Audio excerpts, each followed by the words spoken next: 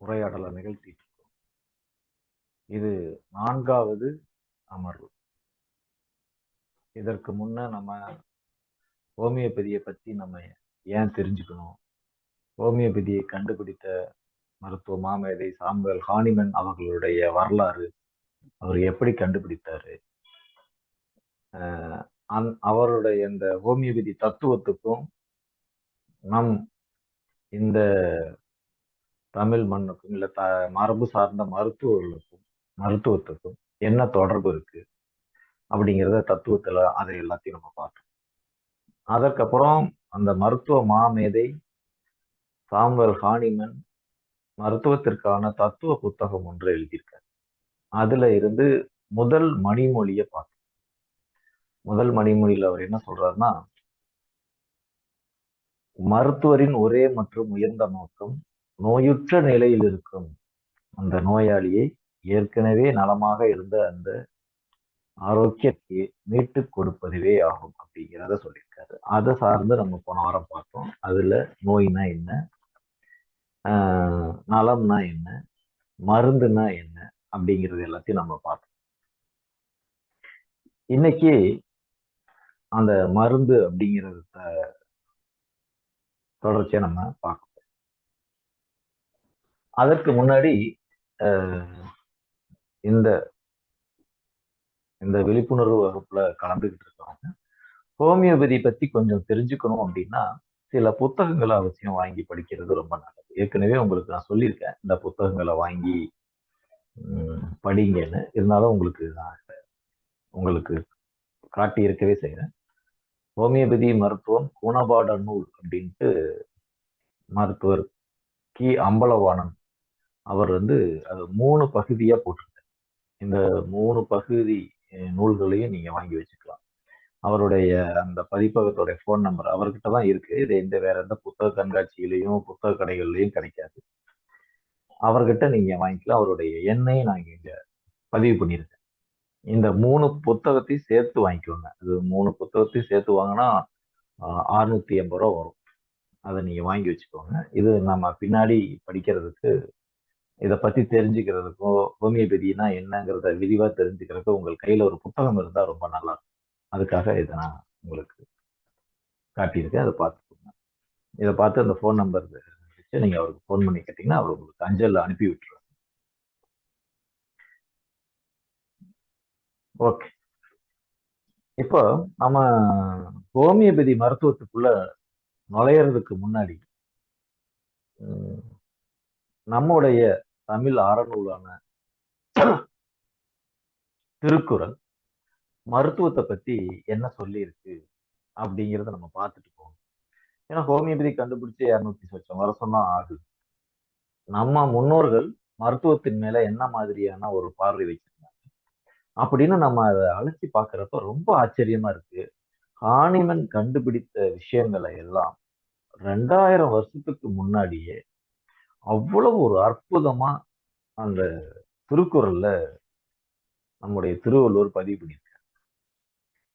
இந்த இந்த மருந்து அப்படிங்கிற அந்த அதிகாரத்தை படிச்சுட்டா எனக்கு என்னமோ ஹோமியோபதி கூட தேவையில்லைதான் அப்படிங்கிற மாதிரியான ஒரு கருத்து உருவாது.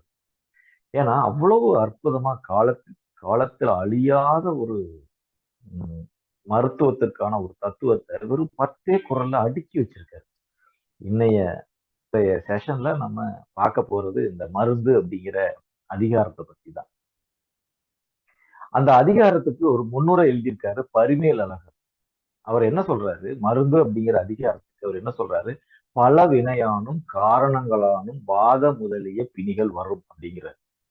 அது என்ன சொல்றாருன்னா முற்பிறவி, அது நீங்க ஆன்மீகத்துல இருக்கிறனால அது உங்களுக்கு நீங்க ஏற்புடையதா இருக்கும் அப்படிங்கிறனாலதான் இதை நான் சொல்றேன். ஏன்னா நம்முடைய இந்த உடல் உருவாகுவதற்கே காரணம் நம்முடைய வினை பயன்தான். அப்போ இந்த வினை பயன் இந்த வாழ்க்கையினால் தான் கழியும். அதுல சில பிணிகளோடு நமக்கு இருந்தது அப்படின்னா அந்த அந்த பிணிகளுக்கெல்லாம் அந்த பிணிகள் அதுவும் பிணிகள் அப்படின்னு அவர் சொல்றாரு பரிமேல் அழகர். அதுக்கப்புறம் 2 காரணத்தால நோய் வரும் அப்படிங்கிறத சொல்றாரு. என்னன்னா பல வினையானும், அதாவது முற்பிறவி அந்த வினை, அந்த வினையாலும் காரணங்களாலும் வாதம் பித்தம் கபம் முதலிய பிணிகள் வரும் அப்படிங்கிறது. அதுல அவர் என்ன சொல்றாரு, பல வினையான் அப்படிங்கிற அந்த பல வினை முற்பிறவி வினைகள் இருக்கு பாருங்க, அது சார்ந்த பிணிகளை நம்ம கழிக்கணும். இந்த நம்ம எடுத்திருக்கிற பிறவியில அதை கழிக்கிறதுக்காகத்தான் நாம பிறந்திருக்கோம். சில அனுபவங்கள் மூலியமாக அந்த முற்பிறவி வினைங்கிறது கழியும். அது அதுக்கு மருந்து கொடுத்து சரி பண்ண முடியாது. அத பரிமேல் அழகர் சொல்றாரு. அப்போ அவற்றுள் பலவினையான வருவன, அந்த முற்பிறவி வினைப்பயன்கள் பலவினையான, அது அதன் கழிவின் கண், அது அதனால அது வாழ்ந்து அதை கழிக்க வேண்டியது, அல்லது தீராது. அது அந்த அந்த வாழ்க்கை முழுக்குமே நம்ம கூடவே இருக்கும், அது தீராது. அவை ஒழித்து அதை இவரு திருக்குறள்ல மருந்துங்கிற அதிகாரத்துல திருவள்ளுவர் சொல்லல அப்படின்னு அவர் சொல்றாரு. அதை விட்டுருங்க. அது ஏன்னா அதை தீர்க்க முடியாது, இல்ல அது வாழ்ந்து கழிக்க வேண்டியது. அதை தவிர்த்து ஏனை காரணங்களால் வருவனவற்றை, அது இல்லாம நீங்க இந்த பிறவி எடுத்துட்டீங்க, இந்த உடம்பு வச்சுட்டு இந்த உடம்பு ஏதாவது ஒரு சில காரணங்களால நம்ம நோயை ஏற்படுத்திக்கிறோம். அவை ஒழித்து ஏனை காரணங்களால் வருவனவற்றை தீர்க்கும் மருந்தின் திறம் கூறுகிறார். அப்போ அந்த வேற காரணத்தால வர்ற நோயை மட்டும்தான் தீர்க்க முடியும். அதற்கு என்ன வழி அப்படிங்கிறதா இந்த மருந்து அப்படிங்கிற அதிகாரத்துல சொல்றாருன்னு பரிமேலழகர் குறிப்பிடுறாரு. அதுக்கு அவர் சொல்றாரு, காரணம்னா என்ன காரணம்னா 2 வகையான காரணங்கள் வரும் அப்படின்னு. நீங்க பாருங்க, இந்த மருந்துங்கிற அதிகாரத்துக்கு அவர் ஒரு அதிகார விளக்கம் முன்னாடியே கொடுத்துட்டு தான் அவரு உரை எழுதவே போறாரு பரிமேலழகர். அதுல அவர் சொல்றாரு, காரணங்கள் 2, உணவு மற்றும் செயல். இந்த 2 காரணங்கள், இந்த உணவு செயல்களது ஒவ்வாமை ஆகலின் பிணிகளும் காரணத்தால் வருவன ஆயினங்க. அதாவது காரணம்னா 2 காரணத்தாலதான் நோய் வருது. ஒண்ணு உணவு, அடுத்தது செயல். இந்த 2ம் ஒத்துக்கல அப்படின்னாதான் நோய் வருது அப்படின்னு அதிகார முன்னுரையில அவர் சொல்றாரு. இப்ப நம்ம பரிமேலழகர் வழி திருக்குறளை படிப்போம். இந்த பரிமேலழகர் வழி திருக்குறளை படிக்கிறதுக்கு முன்னாடி இந்த திருக்குறள் உரையாசிரியர் திருக்குறளை பத்தி விரிவா நிறைய யூடியூப்ஸ் எல்லாம் பேசியிருக்காரு, இலங்கை ஜெயராஜ் ஐயா அவர்களுக்கு நான் ஒரு நன்றியை தெரிவிச்சுட்டு அந்த திருக்குறளுக்குள்ள போவோம். ஏன் அந்த இடத்துல நம்ம திருக்குறளை படிக்கணும், உங்களுக்கு ஏற்கனவே நிறைய தெரிஞ்சிருக்கும் அந்த திருக்குறளை பத்தி. இருந்தாலும் ஒரு ஹோமியோபதி மருத்துவனுடைய பார்வையில நீங்க திருக்குறளை நீங்க கேட்கறதுங்கிறது உண்மையிலேயே உபயோகமா இருக்குங்கிற நம்பிதான் நான் இதை சொல்றேன்.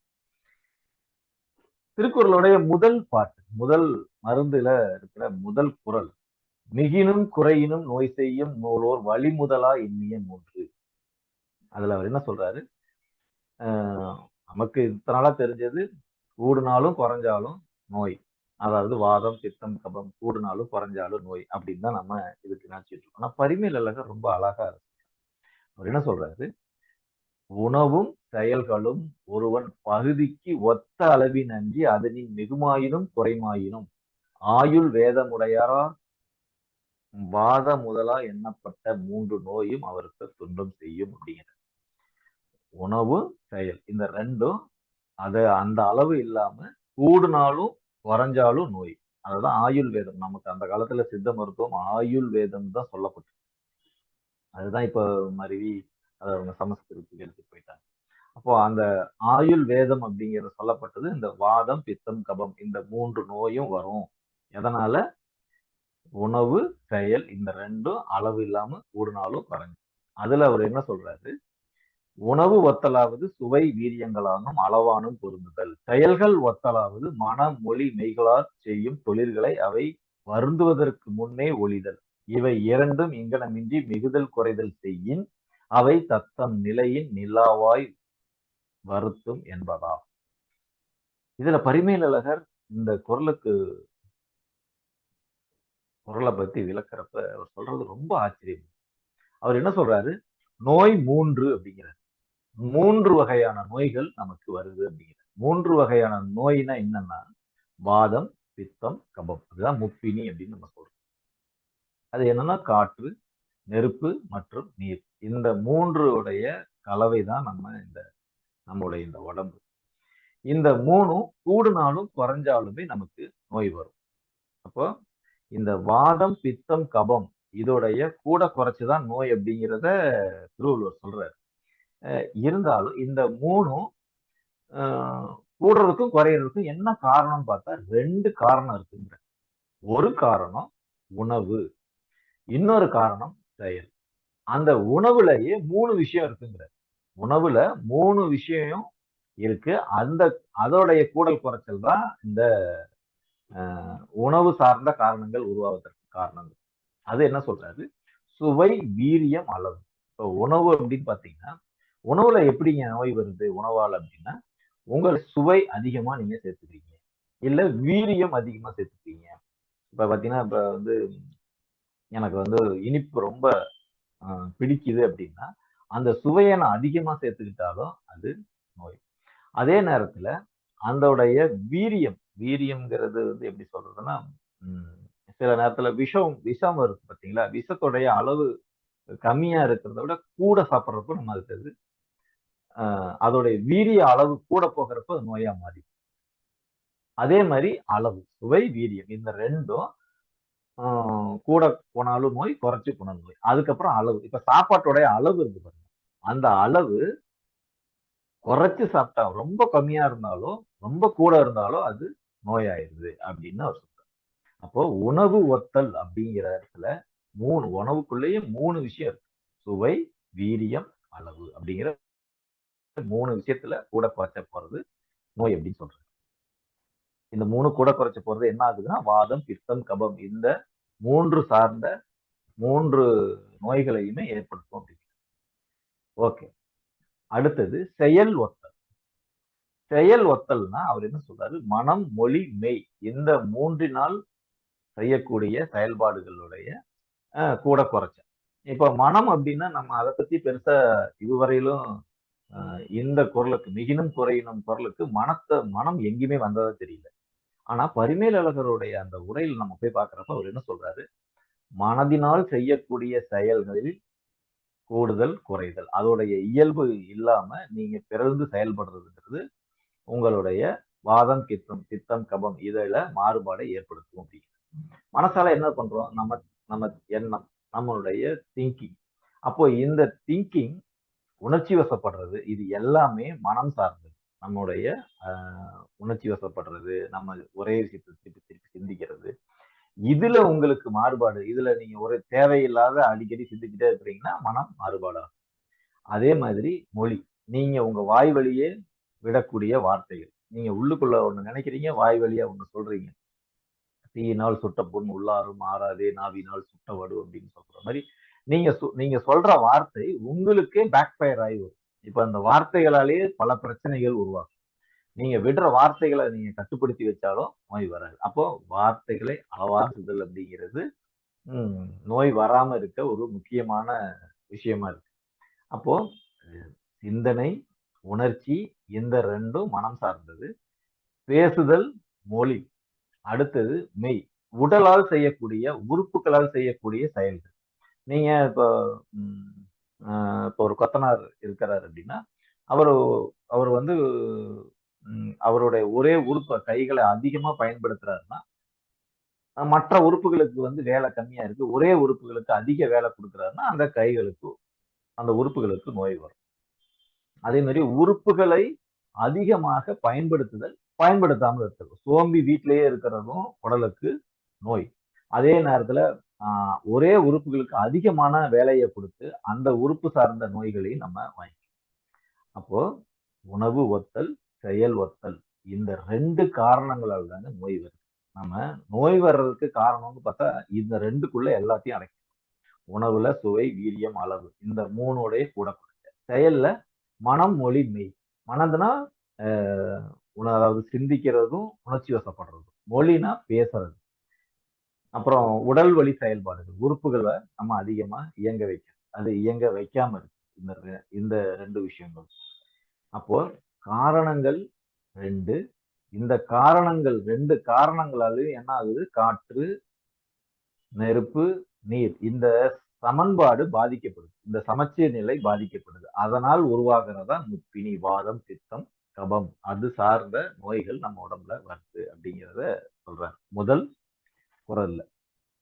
ரெண்டாவது குரல்ல அவர் சொல்றாரு, ஓகே இப்ப நமக்கு நோய் வருது, இது வராமே இருக்கிறதுக்கு என்னங்க செய்யறது? எனக்கு இப்படி இந்த மனம், அதாவது உணவு ஒத்தல், செயல் ஒத்தல், இந்த பிரச்சனைகள் இந்த ரெண்டு காரணத்தாலையும் எனக்கு இந்த ரெண்டு காரணங்களாலும் நோயே வரக்கூடாதுங்க அப்படின்னா அதுக்கு அவர் என்ன சொல்றாரு? மருந்தேனா வேண்டாவாம் யாக்கை. நான் மருந்தே சாப்பிடக்கூடாதுன்னா என்ன பண்ணலாம்? மருந்தேனா வேண்டாவாம் யாக்கைக்கு அருந்தியது அற்றது போற்றி குணி. உங்களுக்கு மருந்தே வேணாங்க, நீங்க உங்களுக்கு நீங்க எந்த டாக்டர்ட்டையும் போக வேண்டாம், நீங்க மருந்தே சாப்பிட வேண்டாம். அதுக்கு என்ன செய்யணும்? நீங்க அருந்தியது அற்றது போற்றி குணி. முன்னாடி சாப்பிட்டது தெரிச்சிருச்சா அப்படின்னு பார்த்து சாப்பிடுங்க, உங்களுக்கு மருந்தே தேவையில்லைங்க. அது எப்படிங்க முன்னாடி சாப்பிட்டது தெரிச்சிருச்சான்னா எதை சொல்றாரு அப்படின்னா, நீங்க சாப்பிட்டது மட்டுமே இல்லை, உங்க மனசு, அதாவது நீங்க ரெண்டையும் இங்க வந்து பாருங்க, உணவு ஒத்தல், செயல் ஒத்தல் இந்த ரெண்டையுமே இங்க பொறுத்து. நீங்க ஏதாவது சாப்பிட்டீங்க, அது தெரிச்சிருச்சான்னு பார்க்கணும். அதே மாதிரி உங்க மனசுல ஏதாவது நினைச்சீங்க, அந்த எண்ணங்களும் ஜீரணமாயி அந்த உணர்ச்சியிலிருந்து நீங்க விடுபட்டுட்டீங்களா அப்படின்னு நீங்க பார்க்கணும். அப்படியெல்லாம் நீங்க பார்த்தீங்கன்னா நீங்க உங்களுக்கு மருந்தே தேவையில்லை. அப்படியெல்லாம் இதெல்லாம் தெரிச்சிருச்சு அப்படின்னா நீங்க என்ன குறிகள், 4 குறிகள் இருக்கு. அந்த 4 குறிகள் வழியாக நீங்க தெரிஞ்சுக்கலாம். எப்படின்னா உடம்பு லேசா இருக்கு. நீங்க ஒரு உணர்ச்சி வசப்பட்டிருக்கீங்க அப்படின்னா உங்க மனசு பாரமா இருக்கும். அப்போ அந்த பாரமா இருக்கிற நேரங்கள்ல நீங்க இல்லையா தியானத்திலேயோ இல்ல யோகத்திலேயோ உட்காந்துடணும். நீங்க அடுத்தது சாப்பிட்றதோ அடுத்த சிந்தனைக்கோ போகாம இருக்கும். இதை வந்து இந்த உடம்பு லேசாகிறவர்களும் நீங்க கொஞ்சம் காத்து. அப்படி உடம்பு லேசாயிருச்சு, உங்களுடைய கழிவுகள் நன்றாக வெளியேறுது, உடல் இயந்திரங்கள் இயல்பா இயங்குது, உண்மையிலேயே பசி எடுக்குது அப்படின்னா நீங்க ஏற்கனவே நீங்க ஏற்பட்ட பாதிப்பிலிருந்து விடுபட்டுட்டீங்கன்னு அர்த்தம். அது உணவுகளாலோ செயல்களாலோ இந்த இந்த பாதிப்புகளிலிருந்து விடுபட்டுட்டீங்க அப்படின்னாவே உங்களுக்கு மருந்தே தேவையில்லைங்க, நீங்க எந்த டாக்டர்ட்டையும் போக தேவை. ஆனா இதுக்கு முன்னாடி நான் வெறுமனே ஓகே நான் சரியா சாப்பிட்டாலே நோய் வராது அப்படிங்கிற மாதிரிதான் நான் புரிஞ்சு வச்சேன். ஆனா பரிமேல் அழகர் உரையில படிச்சு அதுக்கப்புறம் தெரிஞ்சுக்கிட்டது என்னன்னா, இந்த உணவு செயல் இந்த ரெண்டு விஷயங்களையுமே நம்ம சரியா செரிக்கணும் அப்படின்னு நமக்கு தெரியுது. அதுல இந்த வந்து மனம், உடம்பு, வயிறு எப்படி செரிக்குதோ அப்படி மனசும் சில விஷயங்களை செரிக்காம வச்சிருந்தா அது நோய். மனசும் நம்ம செரிக்கணும். இப்ப வந்து ஒருத்தங்க திட்டிடுறாங்க, அவங்க சொன்னதை என்னால ஜீரணிக்கவே முடியலங்க அப்படின்னு நம்ம வச்சுட்டே இருந்தோம்னா நமக்கு நோய் வரும். அப்போ நம்ம அதையும் செரிக்க வேண்டியது. அது செரிச்சதுக்கு அப்புறம் தான் நம்ம அடுத்த வேலையில ஈடுபட வேண்டும், அடுத்த சிந்தனைக்கு ஈடுபட வேண்டும். ஓகே, இந்த குரல்ல அவர் என்ன சொல்ல வர்றாருன்னா மருந்தே தேவையில்லை. நீங்க ஓகே நமக்கு இப்ப மனசு கூட நீங்க ரொம்ப 2ஆம் பட்சமா எடுத்துக்கோங்க. நம்ம ஹோமியோபதினால நான் அந்த மனசை இங்கேயும் வந்து அழுத்தி சொல்றேன். ஆனா நீங்க சாப்பிட்ட சாப்பாடு செரிச்சிருச்சா அப்படின்னு பார்த்து அப்புறமா நீங்க சாப்பிட்டீங்க அப்படின்னாவே உங்களுக்கு நோயே வராது. அப்ப அது எப்படி தெரிஞ்சுக்கிறதுனா உடம்பு லேசா இருக்கிறது, கழிவுகள் நல்லா வெளியேறது, உடல் இயந்திரங்கள் இயல்பா இயங்குறது, உண்மையிலேயே பசி. சரி ஓகேங்க. இப்ப அருந்தியது அற்றது போற்றி உணின்னு ஒரு வார்த்தை. இதுல உங்களுக்கு ஒரு கேள்வி எழலாம், உணவை எப்படிங்க அருந்துறது? அருந்துறதுங்கிறது குடிக்கிறது. ஆனா இவர் என்ன சொல்றாரு? அருந்தியது அற்றது போற்றி உணின்னாரு. உணின் அப்படின்னு சொல்றாரு. அப்படின்னா சாப்பிடுறது. உணவை அருந்தி எப்படி சாப்பிடும்? அருந்துறதுன்னா இப்படி குடிக்கிறது தானே. நமக்கு அதுல ஒரு சந்தேகம் எழுவது இயல்புதான். ஓ, உணவை எப்படி அருந்துவது? உணவை எப்படி அருந்துறது அப்படின்னா, நல்லா வாயில சாப்பாடை போட்டு வாயை திறக்காம வாய்க்குள்ள போட்டு உதட லாக் பண்ணி மெல்லணும். மெல்லறப்பதான் உள்ளுக்குள்ள இருக்கிற அந்த உமிழ்நீர் சுரப்பிகள் சுரக்கும். நீங்க நம்ம எப்பவுமே வந்து சாப்பாடை போட்டு அவங்க வெறுமனே மெல்றப்ப காத்து உள்ள போகும், இந்த உமிழ்நீர் சுரப்பிகள் இருந்து சுரப்பே வராது. அப்ப என்ன ஆகும்னா இந்த உணவை செரிக்கிறதுக்கான அந்த உமிழ் நீர்ல இருக்கிற அந்த அமிலம் வரவே வராது. அப்போ வயிறு பிரச்சனையாகும். அப்புறம் அந்த செரிமானங்கிறது ரொம்ப தாமதமாகும். இந்த மாதிரி நீங்க சாப்பாட வாய்க்குள்ள போட்டு உதட லாக் பண்ணி உதட மூடி சாப்பிடும்போது தான் உணவு செரிக்கும். அது அந்த அப்படி ஏன்னா வாயில போட்டுட்டீங்கன்னா உங்களால அப்படியே முழுங்க முடியாது. நீங்க என்ன பண்ணணும்? பல்ல வச்சு மசிச்சுக்கிட்டே இருப்பீங்க. ஒரு கட்டத்துல அந்த உணவு திரவமாயிரும். அப்படியே கூழ் மாதிரி ஆயிரும். அப்படி கூழ் மாதிரி ஆன உடனே நீங்க தண்ணி குடிக்கிற மாதிரி அந்த சாப்பாடு உள்ள போயிரும். அதுதான் அருந்துறதுன்னு பேரு. அப்படி சாப்பிட்டீங்கன்னா தான் அப்படி சாப்பிடும்போது தான் அதுதான் மிக சரியான சாப்பாடு. அதுதான் உணவை அருந்துவது. நீங்க வந்து அ ஹீலர் பாஸ்கருடைய அவருடைய புத்தகங்கள், அவருடைய காணொளி நெறைய பார்த்திருப்பீங்க. அவர் ஒரு புத்தகம் ஒண்ணு போட்டிருந்தாரு. நான் ஹோமியோபதி படிக்கும்போது, அ என்னுடைய குரு வந்து இந்த புத்தகத்த வாங்கி படிப்பா. ஏதோ நமக்கு ஹோமியோபதிக்கு இது ஒரு நல்ல இதுதான் குடுக்குறாரு. நல்ல ஒரு விளக்கத்த சொல்லியிருக்காரு. அப்புறமா இத பத்தி கேட்கிறப்போ, ஹீலர் பாஸ்கர் பத்தி ஆனா ஒரு அறிமுகத்த கேட்கிறப்ப, அவருக்கு ஒரு நோய் இருந்ததாகவும், அவருடைய நோய சரி பண்ணிக்கிறதுக்காக அவருடைய குரு அவருடைய குருட்ட போய் கேட்டோம்னா, அவரு 48 நாள் வந்து இந்த மாரி வாய மூடி மட்டும் சாப்பிடுப்பா அப்படின்னு சொன்னதாகவும், அப்படி வாய மூடி சாப்பிட்டனாலேயே அவருக்கு இருந்த அந்த தோல்ல இருந்த சம்பந்தமான நோய் சரியானதாகவும் எனக்கு செவி வழியா அந்த புத்தகத்த குடுத்தவரு எனக்கு சொன்னாரு. அப்போ உடலில் வந்திருக்கிற தோல் சார்ந்த ஒரு நீண்ட நாள் இருக்கிற நோய், வெறுமனே அவர் வாயை மூடி சாப்பிட்டதன் மூலியமாக சரியாயிருச்சு. அப்படின்னு சொன்னது மட்டுமே இல்லாம, இன்னும் ஒரு உபகதையும் அவர் சொன்னார். என்னன்னா, இந்த டெக்னிக்க பயன்படுத்தி, அதாவது வாய மூடி சாப்பிடுறது. அப்போ என்ன ஆகுதுன்னா, ஒருத்தர் இந்த புத்தகத்த அந்த அப்போ வந்து சிடி எல்லாம் போட்டிருந்தாரு. அப்ப அந்த சிடிகள மட்டும் தான் அதிகமா கேட்டு கேட்டு இவருடைய செவிவழி தொடு சிகிச்சை அப்படின்ட்டு அது ரொம்ப பரவலா இருந்தது. அதுல ஒருத்தர் வந்து திண்டுக்கல் பக்கம் இருந்தவரு, அ டெல்லியில வந்து ஒரு வெளியுறவுத்துறை அதிகாரியா பணிபுரிந்தவர் வந்து என்ன ஆயிடுச்சுன்னா, அவருக்கு இதய நோய். அது வந்து ஹார்ட்ல 3 இடத்துல அடப்பு. அது சரி பண்ண முடியாது அப்படின்னாங்களாம். அப்புறம் அவரு வெளிநாடுகளுக்கெல்லாம் போகக்கூடிய அளவுக்கு வசதியா உள்ளவரு. எங்க போனாலும் அத சரி பண்ண முடியாது. ஒருவேள அத சரி பண்ண போனா, ஆ அவருக்கு உயிரிழப்பு ஏற்படுவதற்கு 99% சான்சஸ் இருக்கு. அதனால ஆப்பரேஷன் பண்றது சான்ஸே இல்லன்னோனே, இவரு வேற வழியே இல்லாம அங்க டெல்லியில இருந்து சொந்த ஊருக்கு வந்து ஊர் மக்கள் எல்லாம் பார்த்துட்டு போறதுக்காக வந்திருக்காரு. அப்போதைக்கு அந்த ஊர்ல இருந்தவரு, "எப்பா அதான் உங்க இங்கிலீஷ் வைத்தியத்துல இதுவே இல்லன்ட்டாங்கல்ல. இந்த பையன் ஒருத்தர் சிடி போட்டு பேசியிருக்காரு. இத கேட்டு பாரேன். இதுல வந்து அவரு ஏதோ வைத்தியம் சொல்றாராம். அத கடைப்புடிச்சீன்னா ஒருவேளை உனக்கு நிவாரணம் கிடைக்க வாய்ப்பு இருக்கேன்னோன்னே, இவரு சரி ஓகேன்னு அந்த சிடிய கேட்டிருக்காரு. அந்த ஹிலர் பாஸ்கருடைய சிடில இருக்கிற மிக முக்கியமான விஷயமே, வாயை மூடி சாப்பிடுங்க அப்படிங்கிறது தான்.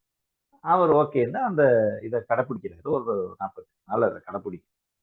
அப்படி வாய மூடி அவரு சாப்பிட்டு அப்பன்னா வாய மூடி சாப்பிடுறப்ப என்ன ஆகுதுன்னா, நீங்க வாய மூடி சாப்பிடுறப்ப, அ நீங்க மசிச்சு அத கூழாக்கி, நீரா தான் நீங்க அத அருந்துறீங்க. அப்படி அருந்தும்போது என்ன ஆகுதுன்னா, வயிற்றுல இரைப்பையில இருக்கிற காற்று, இந்த உணவு உள்ள போய் சேர்ந்து உங்களோட வயிறு நிறைய ஆரம்பிக்குது அப்படிங்கிறப்ப, அதுல இருக்கிற காற்று மேல ஏப்பமா வரும். முதல் ஏப்பத்திலேயே நம்ம நிறுத்திக்கணும். அததான் அந்த புத்தகத்துல சொல்லியிருப்பாரு. அதாவது முதல் ஏப்பத்திலேயே நீங்க உங்க உடம்பு சொல்லிருச்சு, எனக்கு சாப்பாடு போதும் அப்படின்னு. நீ இப்படி சாப்பிட்டா மட்டும் தான் நீங்க சாப்பிட்டு முடிக்கிறப்ப ஏப்பம் வரும். அதாவது வாய மூடி சாப்பிட்டா மட்டும். அப்படி முதல் ஏப்பத்திலேயே நிறுத்திக்கீங்க. ஓகே. இல்லங்க, கொஞ்சம் உணவு ருசியா இருக்கு அப்படின்னா, அப்புறமா நீங்க கொஞ்சம் சாப்பிட்டாலே, அடுத்து ஒரு 2, 3 கை உணவுகள்லயே அடுத்த ஏப்பம் வந்துரும். 2வது ஏப்பத்திலேயே நீங்க நிப்பாட்டிங்க. 3வது ஏப்பத்துக்கு மேல நீங்க உணவு எவ்வளவு அமிர்தமான உணவா இருந்தாலும் எடுத்துக்காதீங்க. அதான் அந்த 3 ஏப்பங்கள் தான் ஓகே உங்களுடைய அ அதாவது போதும் அப்படிங்கிற அளவு. அதுக்கு மேல எப்பவுமே போயிறாதீங்க அப்படின்னு அத சொல்லியிருப்பாரு. அதையெல்லாம் அவர் கடைப்பிடிச்சு ஒரு 48 நாள் சாப்பிட்டுட்டு மறுபடியும் டெல்லிக்கு போய் ஒரு எய்ம்ஸ் மருத்துவமனையில அவரு மறுபடியும் இது பண்ணி பார்க்கிறப்ப அந்த இருதயத்துல இருந்த 3 அடைப்புகளுமே நீங்கிருது. அதுக்கு ஒரு மிகப்பெரிய ஆச்சரியமாகி அவர் ஹீலர் பாஸ்கருக்கு நிறைய ம், உதவி செய்ததாகவும் அவர் சொல்றாங்க. அது செவி வழியா எனக்கு கேட்ட செய்தி, நான் நேரடியா உறுதிப்படுத்தி. இருந்தாலும் இது நான் நான் வந்து அதை முழுமையா நம்புறேன் இந்த இந்த செய்திகளை. ஏன்னா இப்படி உணவை உண்ணும்போது உங்களுடைய அஹ், வயிறு துல்லியமா வேலை செய்யும். அப்போ நீங்க ஏற்கனவே சாப்பிட்டது செரிச்சிருச்சா அப்படின்னு பார்த்துட்டு வேற அடுத்தது சாப்பிடுறீங்க அப்படிங்கிறப்ப வயிறு சரியானாலே உங்களுடைய மனம், மொழி, மெய் எல்லாமே உங்க கட்டுக்குள்ளேயே வந்து. அப்போ அது மாதிரி சாப்பிடுறதுங்கிறது ஒரு மிகப்பெரிய மருந்தாவே இருக்கு. அதனால நீங்களும் இதை நீங்க ட்ரை பண்ணி பாருங்க. நீங்க இதை கட்டாயமா பயிற்சி செஞ்சு பாருங்க. உங்களுக்கு நல்ல மாற்றம் வரும். அப்படி சாப்பிடுறப்ப உங்களுக்கு மருந்தே தேவைப்படாது. மருந்தேனா வேண்டாவாம் யாக்கைக்கு அருந்தியது அற்றது போற்றி உணி. ஒருவன் முன்னுண்டது அற்றபடியை குறிகளால் தெளிய அறிந்து பின் ஒண்ணுமாயின் அவன் யாக்கைக்கு மருந்து என்று வேறு வேண்டாம் அப்படிங்கிறத திருவள்ளுவர் நல்ல தெளிவா சொல்லியிருக்காரு. அடுத்து ஒரு குறள் சொல்றாரு. சரிங்க, இப்ப எனக்கு பசி வந்துருச்சு. அதாவது முன்னாடி ஒரு சாப்பிட்டது செரிச்சிருச்சு. நம்ம இப்ப எவ்வளவு சாப்பிடலாம் அப்படின்னா அதுக்கு வள்ளுவர் சொல்றாரு. அற்றால் அளவறிந்து உண்க அஃதுடம்பு பெற்றான் நெடிதுய்க்குமாறு. முன்னுண்டது அற்றால் பின்னுண்பதை அளவறிந்து அளவிற்றாக உண்க. இறப்பவும் பலவாய பிற யாக்கைகளில் பிழைத்து பெறற்கரிய இம்மானுட யாக்கையை பெற்றான் அவரை நெடுங்காலம் கொண்டு செலுத்தும் நெறி அதுவாகலாம் அப்படின்னு பரிமேலழகர் உரையில் எழுது. அதாவது முன்னாடி சாப்பிட்டது செரிச்சிருச்சுங்க. செரிச்சதுக்கு அப்புறம் அப்புறம் என்ன எப்படி சாப்பிடணும்? உடலுக்கு எவ்வளவு தேவையோ அவ்வளவு அறிந்து. அந்த தேவைங்கிறது எப்படி அறிகிறது? இந்த ஏப்பத்தின் வழியாக நீங்க அறியலாம். நீங்க சாப்பாட்டை வாயில போட்டு உதட மூடி நல்ல பற்களால மசிச்சு சாப்பிட்றப்ப அது கூலாகி உள்ள போகும். அப்படி உள்ள போகிறப்ப உங்க வயிறு நிறைஞ்சிருச்சுங்கிறத ஏப்பம் காட்டி கொடுக்கும். அப்படி சாப்பிட்றப்ப நல்லா கடினமா உழைக்கிறவங்க 3 ஏப்பம் வரையிலும் நம்ம அதை சாப்பாடை 3 ஏப்பங்கிறத அளவா வச்சுக்கலாம். அதிகமா உடல் உழைப்பு இல்லாதவர்கள்லாம் 2 ஏப்பத்திலேயே நிப்பாட்டிக்கலாம். அது ஆன்மீக வழியில இருக்கிறவங்க முதல் ஏப்பத்திலேயே நிப்பாட்டிக்கலாம். அப்போ அளவு அறிந்து அப்படிங்கிறது உடலுக்கு தேவையான அளவை அறிந்து அளவிற்றாக உண்கிறார். அளவை மீறாம சாப்பிடுங்க. அப்படி அளவை மீறாம சாப்பிட்டீங்கன்னா அவர் என்ன சொல்றாரு? இந்த உடம்பு உங்களுக்கு சாதாரணமா கிடைக்கலைங்க. நீங்க பல வாட்டி செத்து பொழைச்சு இப்ப வந்து பெறுவதற்கு அரிய இந்த அரிதினும் அரிதான இந்த மானுட பிறவி எடுத்திருக்கிறீங்க. அப்போ இந்த மானுட பிறவி எடுத்து மொத்த பிறவி பயன்கள், அதாவது பிறவி வினைகளை அனைத்தையும் இதே பிறவியில கழிச்சிட்டு நீங்க மறுபடியும் இயற்கையோட கலந்துரணும், மறுபடியும் பிறவியே எடுக்கக்கூடாது அப்படின்னா இந்த உடம்பு நீங்க பத்திரமா பார்த்து இத இந்த முழுமையா நீங்க அந்த முற்பிறவி பயணம் முழுமையா அனுபவிக்கிறதுக்கு இந்த உடம்பு தான் ஒரே கருவி. அப்ப இந்த கருவியை சரியா பார்த்துக்கிறதுக்கு நீங்க என்ன செய்ய வேண்டியிருக்கு? முன்னாடி சாப்பிட்டது செரிச்சிருச்சான்னு பார்த்துட்டு அப்புறமா உடலுக்கு தேவையான அளவை மட்டும் அறிஞ்சு அளவு கூடாம நீங்க சாப்பிடுங்க. அப்படி சாப்பிடுறது அஃதுடம்பு பெற்றான் நெடிதுய்க்கு மாறு. இந்த உடம்பை பெற்றவன் நீண்ட காலத்துக்கு இந்த கருவியை அவனுடைய பிறவி பயனை கழிக்கிறதுக்கு பயன்படுத்திக்கலாம் அப்படின்னு அவர் சொல்றாரு. சரி, ஓகேங்க. இப்ப அவர் என்ன சொல்றாரு? ஓகே, முன்னாடி உன்னது செரிச்சிருச்சு. அப்போ அடுத்த வாட்டி சாப்பிடுறதுக்கு எப்ப சாப்பிடுறதுன்னா பசிச்சு சாப்பிடுங்க அப்படிங்கிறது. அதுக்கு என்ன சொல்றாரு? அற்றது அறிந்து கடைப்பிடித்து மாறல்ல தூய்க்க துவர பசி. முன்னுண்டது அற்றபடியை அறிந்து. அதை எப்படி அறியறது? பசிக்கணும். பசிக்கிறதுங்கிறது மிக பசிக்கும். மிக பசித்து உண்ணுங்கால் மாறு கொள்ளாத உணவுகளை குறிக்கொண்டு உண்ணுக அப்படிங்கிறது. அற்றது அறிந்து மாறல்ல கடைப்பிடித்து, அதாவது மாறுபாடு இல்லாத உணவுகளை கடைப்பிடித்து துய்க்க துவர பசி.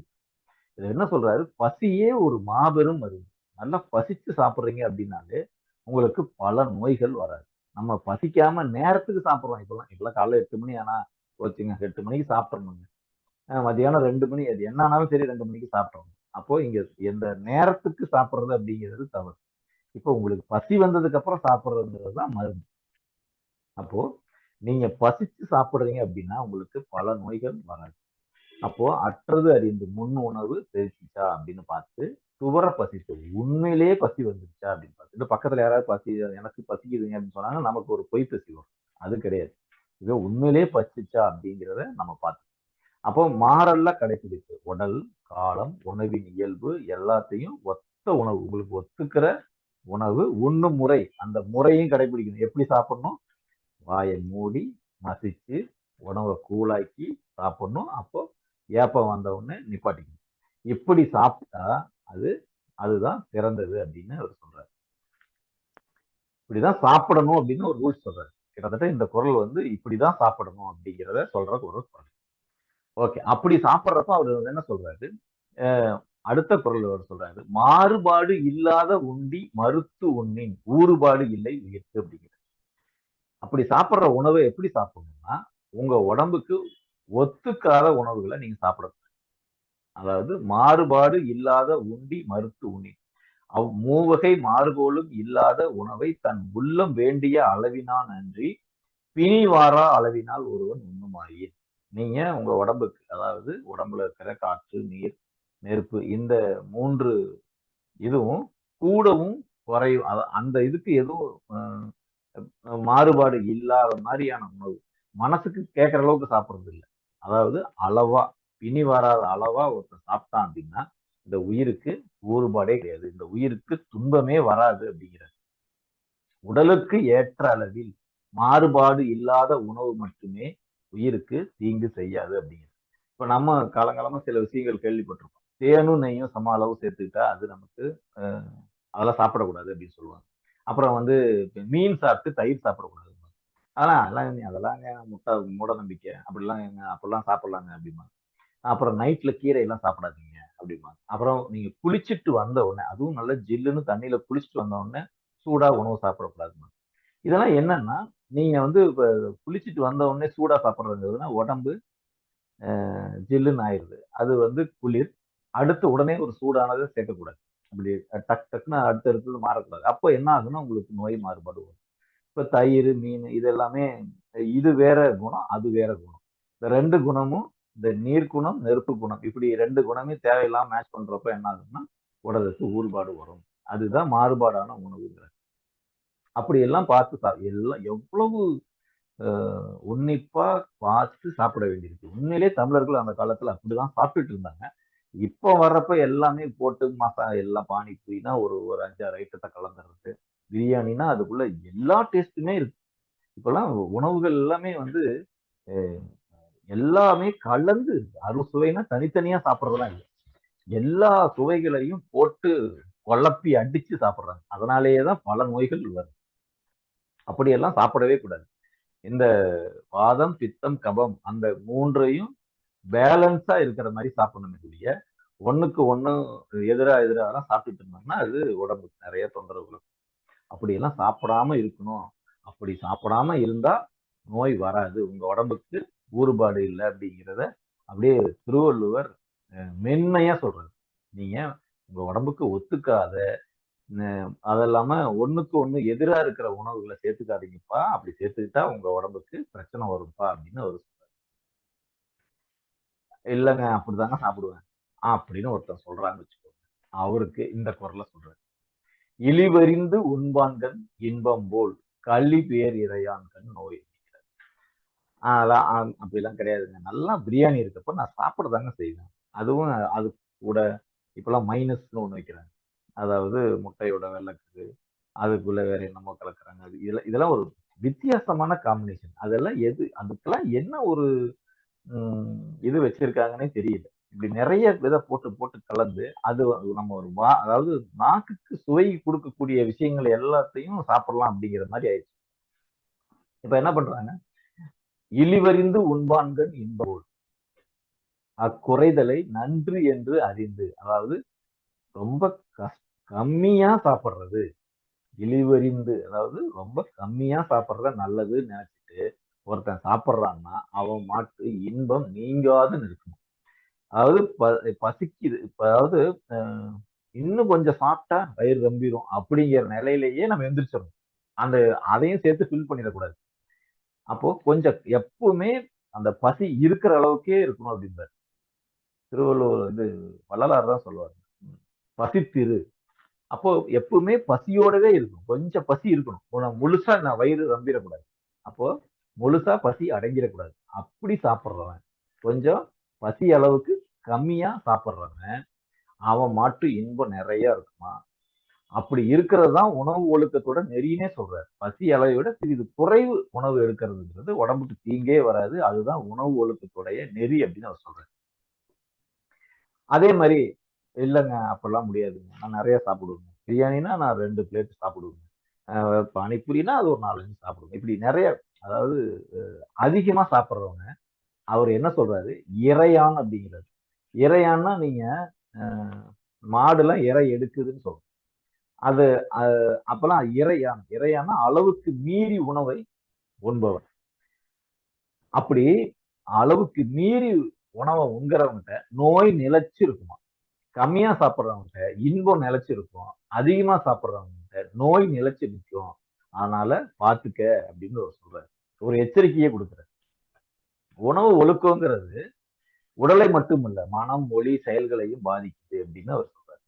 அப்படின்னா நீங்க பாத்தீங்கன்னா இப்போ இறை சாதனையில இந்த மார்க்கத்துல இருக்கிறவங்க, இல்ல ஆன்மீக வழியில இருக்கிறவங்க எல்லாருமே இது எடுத்துக்கிறது. அதாவது அசைவம் அவங்க எடுத்துக்கிறது.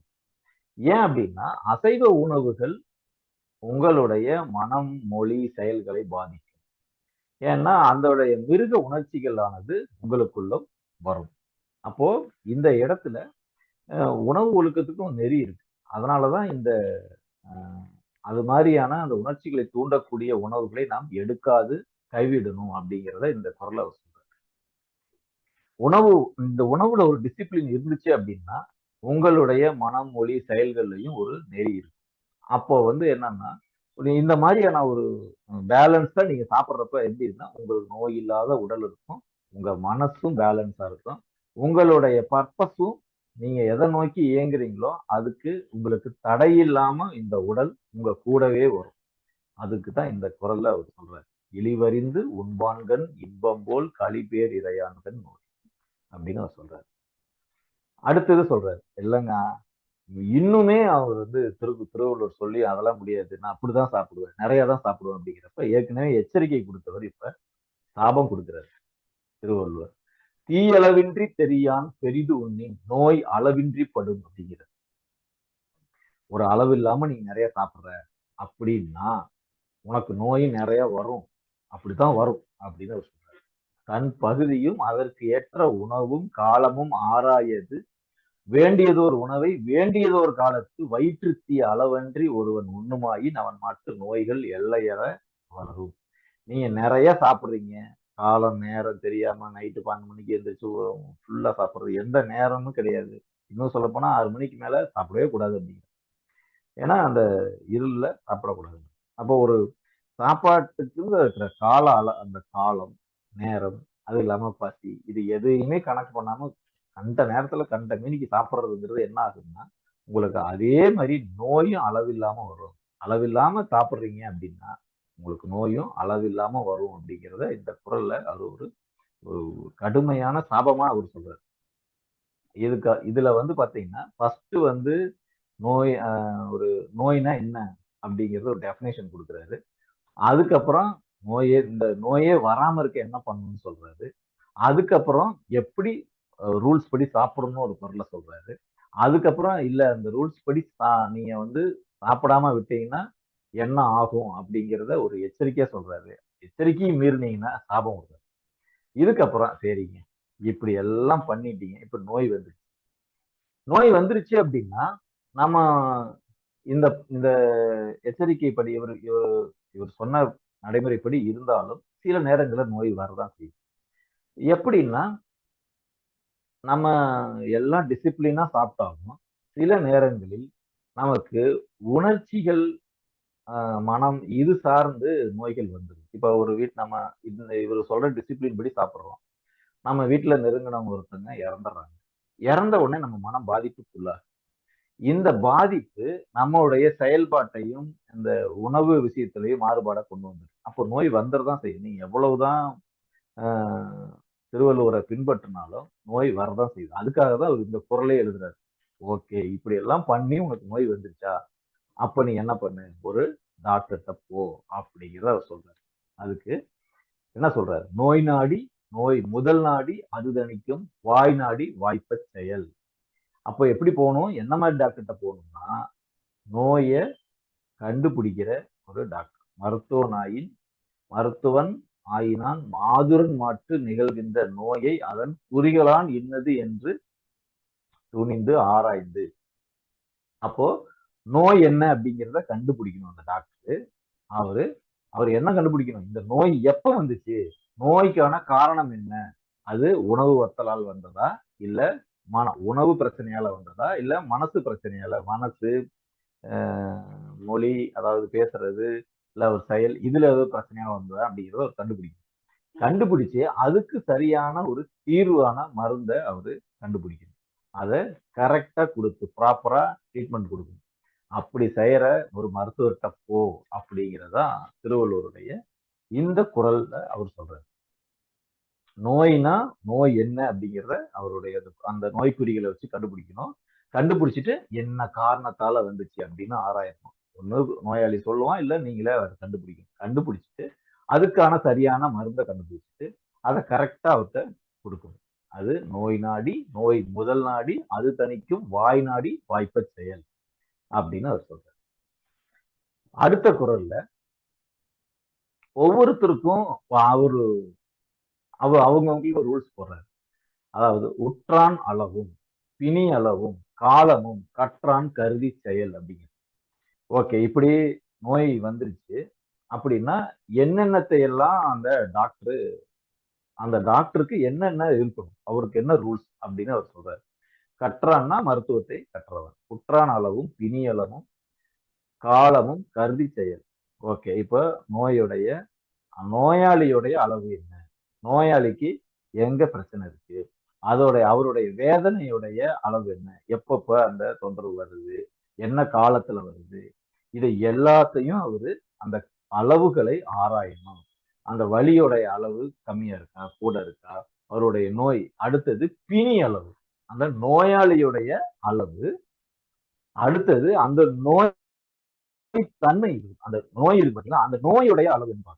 அவர் ஃபர்ஸ்ட் பார்க்க சொல்றதே என்னன்னா, நோயாளியுடைய அளவுல என்னென்ன மாற்றம் இருக்கு, அதுதான் ஃபர்ஸ்ட் பார்க்க சொல்றாரு. ஹோமியோபதியும் அப்படிதான் பாக்குது. ஏன்னா இங்க நோயை விட நோயாளியை தான் அவர் ஃபோக்கஸ் பண்ண சொல்றாரு. அதாவது உற்றான் அளவு. அப்போ அதுக்கு அடுத்தது நோய் தன்மை. இப்ப என்னன்னா ஒரு நோய் ரொம்ப முத்தி போய் இருக்கு. அப்ப அந்த நோய் தன்மையில இது சரி பண்ண முடியுமா, முடியாதா, இல்ல சும்மா மேனேஜ் பண்ணலாமா, அதையெல்லாம் பார்க்க சொல்றாரு. அதுதான் சொல்றாரு, சாத்தியம் அசாத்தியம் யாப்பியம்ங்கிறார். சாத்தியம்னா இதை சரி பண்ணலாம், அசாத்தியம்னா அது சரி பண்ணவே முடியாம முத்தி போன ஒரு கண்டிஷன்ல இருக்கு. யாப்பியம்னா இல்லைங்க, இதை தற்சாந்தி பண்ணலாம், இப்போதைக்கு அதை மருந்து, ஒரு தற்சாந்தி மருந்து கொடுத்து வலி இல்லாம இருக்க வைக்கலாம். இப்படி இந்த தன்மை எந்த அளவுக்கு இருக்குங்கிறதையும் அவரு கண்டுபிடிக்கணும். அதே நேரத்துல ரொம்ப எவ்வளவு தீவிரம் இருக்கு, ரொம்ப மென்மையான அளவுல இருக்கா, இல்ல ரொம்ப கடுமையான அளவுல இருக்கா அப்படிங்கிற அந்த நோயுடைய அந்த பிணியுடைய அளவு. அப்புறம் பருவம், அதாவது இப்பதான் ஆரம்பிச்சிருக்கா, இல்ல ஆரம்பிச்சு எவ்வளவு நாள் ஆகுது, இப்ப ஆரம்பிச்சு முடியிற கண்டிஷன்ல இருக்கா, இதை எல்லாத்தையும் பார்க்கணும். அதாவது நோயாளியுடைய அளவு எப்படி பார்க்கணும், நோயோடைய அளவை எப்படி பார்க்கணும், பிரிக்கிறது. அதே மாதிரி காலம், நோய் எப்ப தொடங்கின அந்த காலம், சிகிச்சைக்கு எவ்வளவு நேரம் நாள் எடுத்துக்கிறோம் அந்த காலம், இதை எல்லாத்தையும் அந்த மருத்துவராகப்பட்டவர் பார்க்கணும். அதுக்கப்புறம் நூல், இவர் படிச்சிருக்கிறார் பார்த்தீங்களா, இவருடைய அந்த மருத்துவ தத்துவங்கள் இதை படிச்சுட்டு அதை அனுபவம் பண்ணி பார்த்துருக்கணும். ஏற்கனவே அவருடைய யார்கிட்டயோ ஒரு ஆசான்கிட்ட கத்துருக்கணும். கத்துக்கிட்டு அங்கேயும் அவருக்கு சரியான அனுபவங்களை, இந்த நோய் சார்ந்த அனுபவங்களை, நோயாளி எப்படி அணுகிறது, அதுக்கு எப்படி மருந்து கொடுக்குறது, இந்த அனுபவங்கள் எல்லாத்தையும் கத்துருக்கணும். இப்படி எல்லாம் கத்துக்கிட்டவர் தான் மருத்துவனாக ஆகிறார். அவர் இந்த நோயை தீர்க்கக்கூடியவர் அப்படிங்கிறது தான் அந்த மருத்துவருக்கான ஒரு ரூல்ஸ் ஒன்று போடுறாரு. அடுத்து பாருங்க, அடுத்து என்ன சொல்றாரு, உற்றவன் தீர்ப்பான் மருந்து உழைச்செல்வான் என்று அப்பார் நாற்கூற்றே மருந்துங்கிறார். பாருங்க, ஓகேங்க, நீங்க இப்படி ஒரு டாக்டர்கிட்ட போறீங்க, அந்த டாக்டருடைய ஹாஸ்பிட்டல் எப்படிங்க இருக்கும் அப்படின்னு அவர் சொல்றாரு. அங்க யார் இருப்பா? உற்றவன் இருக்கும், நோயுற்றவன் இருக்கும். நோயுற்றவன்னா அதாவது நோயாளி, நோய் கண்டறிந்தவர்ல நோயாளி. தீர்ப்பான்னா சிகிச்சை செய்யும் மருத்துவர். அப்புறம் என்ன இருக்கும்? மருந்து இருக்கும். அந்த சிகிச்சைக்கான மருந்து இருக்கும். உளைச்சல்வான்னா ஒண்ணு நோயாளி கூட வர்றவரு, இல்ல இங்க இருக்கிற செவிலியர். இவ்வளவுதாங்க. இப்படிதான். இவ்வளவுதான் அந்த ஹாஸ்பிட்டலுடைய செட்டப் இருக்கும். இது போதும். இந்த 4 கூரையும் உள்ளடக்கியதுதான் மருத்துவம் அப்படிங்கிறது. இவ்வளவுதான் 4 தான் இருக்கு. இங்கெல்லாம் வந்து லேப் டெஸ்ட், மற்றபடி அடுத்தடுத்து அதெல்லாம் அடுத்தது. இவர் சொல்றது 4 கூறு: மருத்துவரும், நோயாளியும், மருத்துவரும், மருந்தும், உடனிருப்பவரும். அவ்வளவு இருந்தா போதுங்க. அதுதான் ஹாஸ்பிட்டல் அப்படிங்கிறது. இந்த 4 பேர்த்துக்கும் ஒவ்வொருத்தருக்கும் 4 ரூல்ஸ் சொல்றாரு. நோயாளிக்கு சில கண்டிஷன் போடுறாரு, டாக்டருக்கு சில கண்டிஷன், மருந்துனா என்னென்ன பண்ணணும் கண்டிஷன், அந்த அட்டெண்டருக்கு என்னென்ன கண்டிஷன் அப்படின்னு கண்டிஷன் போடுறாரு. ஒவ்வொன்னா பார்ப்போம். அதாவது நோய் உற்றவனுக்கு என்ன கண்டிஷன்? ஒரு நோயாளி வர்றாங்கன்னா நோயாளிக்கே கண்டிஷன் போடுறாரு. இப்படி இருந்தாதாங்க நீங்க நோயாளி, இல்லாட்டி உங்களை எல்லாம் நீங்க வைத்தியமே பண்ணக்கூடாது அப்படின்னு டாக்டர் துரத்தி விட்டுறலாங்க. அது என்ன சொல்றாரு? நோயாளிக்கு 4 கூறு இருக்கு. அதுல என்ன சொல்றாரு? நோய் நிலையை ஃபர்ஸ்ட் உணரணும். எனக்கு என்ன பண்ணுது, இந்த நோய் என்ன மாதிரி எனக்கு தொந்தரவா இருக்கு, எப்பப்ப இது வருது போகுது, இது எல்லாத்தையுமே அவரு சொல்லணும். சொல்லக்கூடிய அளவுல அவர் இருக்கணும். அப்பதான் ஒரு மருத்துவரால அதை வந்து உணர்ந்து மருந்து கொடுக்க முடியும். அதே நேரத்துல ஓகே, இவர் வந்து எல்லாத்தையும் சொல்லிட்டாரு, மருத்துவர் மருந்து கொடுக்குறாரு. அப்ப மருத்துவர் சொல் பேச்சு கேட்டு அதை இவரு கரெக்டா எப்படி மருந்து கொடுத்திருக்காரோ, என்ன சொல்லியிருக்காரோ, அதைப்படி அவரு நடக்கணும். மருத்துவர் வழி நடத்தல் அப்படிங்கிறது நோயாளிக்கு கொடுத்திருக்கிற ரூல்ஸ்ல ஒண்ணு. அப்புறம் நோய் காரணத்தை உணர்ந்து சொல்ல தெரியும். இப்ப எதனாலதாங்க நோய் வந்துச்சு அப்படின்னு ஒரு காரணத்தை உணர்ந்து அவரு சொல்ல தெரியும். வந்து எனக்கு உணவுனால வந்திருக்கலாம், இல்ல மனசால வந்திருக்கலாம், இல்ல பேச்சால வந்திருக்கலாம், இல்ல செயல்கால வந்திருக்காங்கிறத அவரு சொல்ல தெரியற அளவுக்கு அவருக்கு காரணத்தை சொல்ல தெரியறதுல நம்ம சரி பண்ணலாம். அது ஒரு கண்டிஷன் சொல்றாரு. அப்புறம் அவருடைய மனம், மொழி, மெய்கள் தூய்மை. அவருடைய மனசை ஓப்பனா சொல்லணும். அவருடைய அந்த அந்த அவர் சொல்றதுல உண்மை இருக்கணும். அப்படி இல்லாட்டி டாக்டரால மருந்து கொடுத்து சரி பண்ண முடியாது.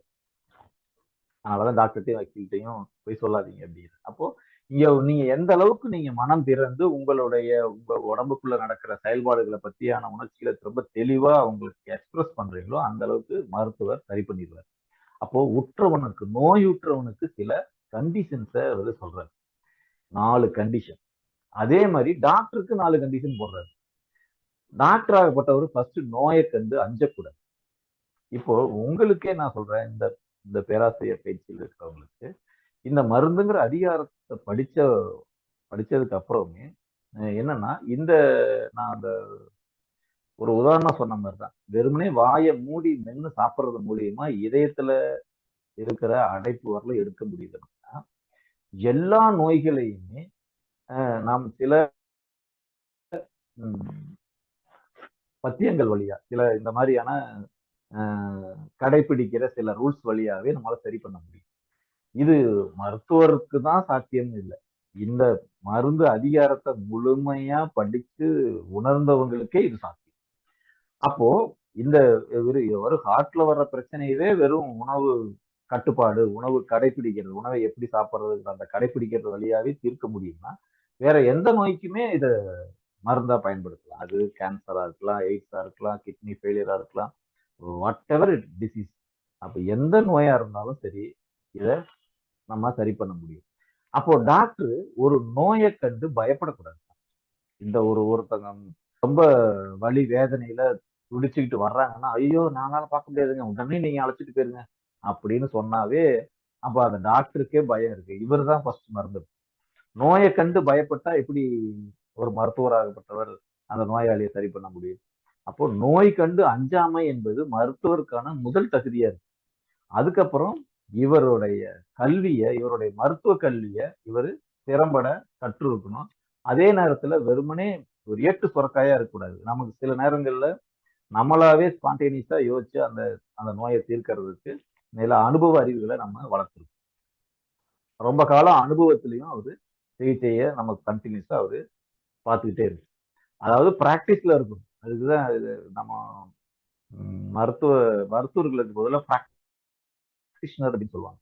அதாவது பயிற்சியில இருந்துட்டே இருக்கும். நீங்க ஒரு 5 வருஷம் இல்லைங்க, எனக்கு ரொம்ப ஸ்ட்ரெஸ்ஸா இருக்கு, நான் போய் இமயமலை போயிட்டு ஒரு 5 வருஷம் கழிச்சு வரேன்ட்டு ஒரு 5 வருஷம் அந்த ஃபீல்டை விட்டே போயிட்டு 5 வருஷம் கழிச்சு வர்றாருன்னா இவருக்கு அந்த இது எல்லாமே மறந்துடும்.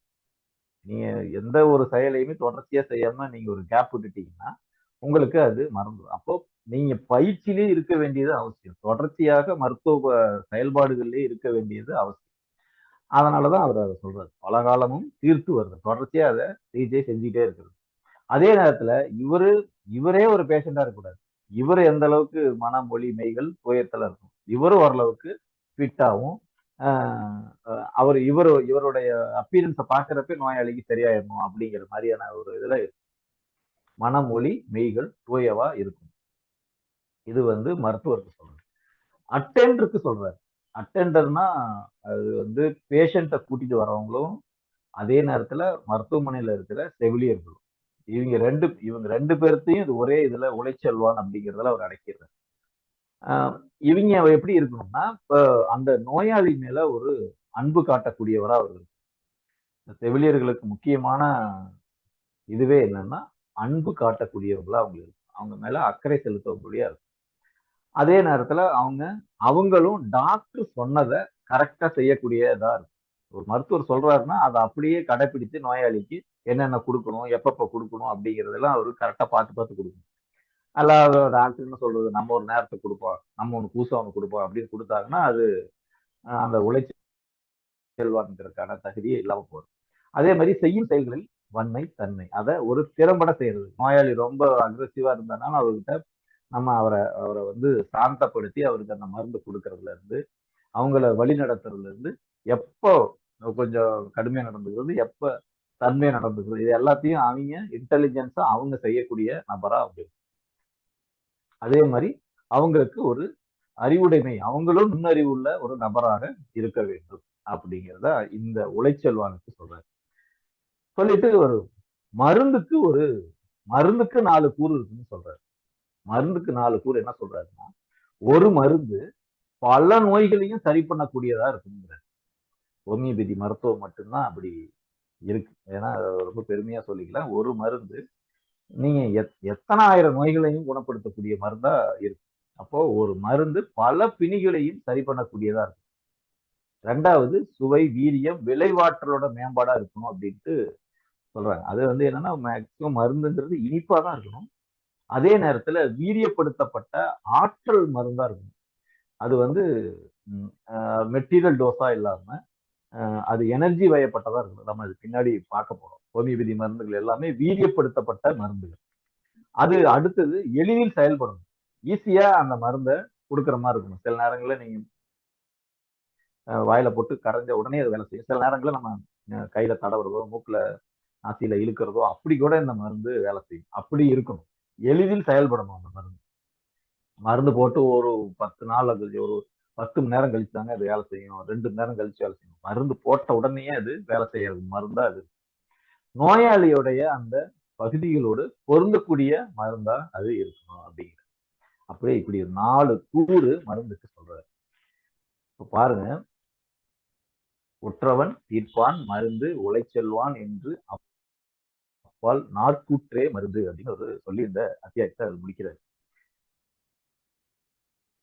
திருக்குறள்ல இருக்கிற இந்த மருந்துங்கிற அதிகாரத்தை நம்ம முழுமையா படிச்சாலே நம்மால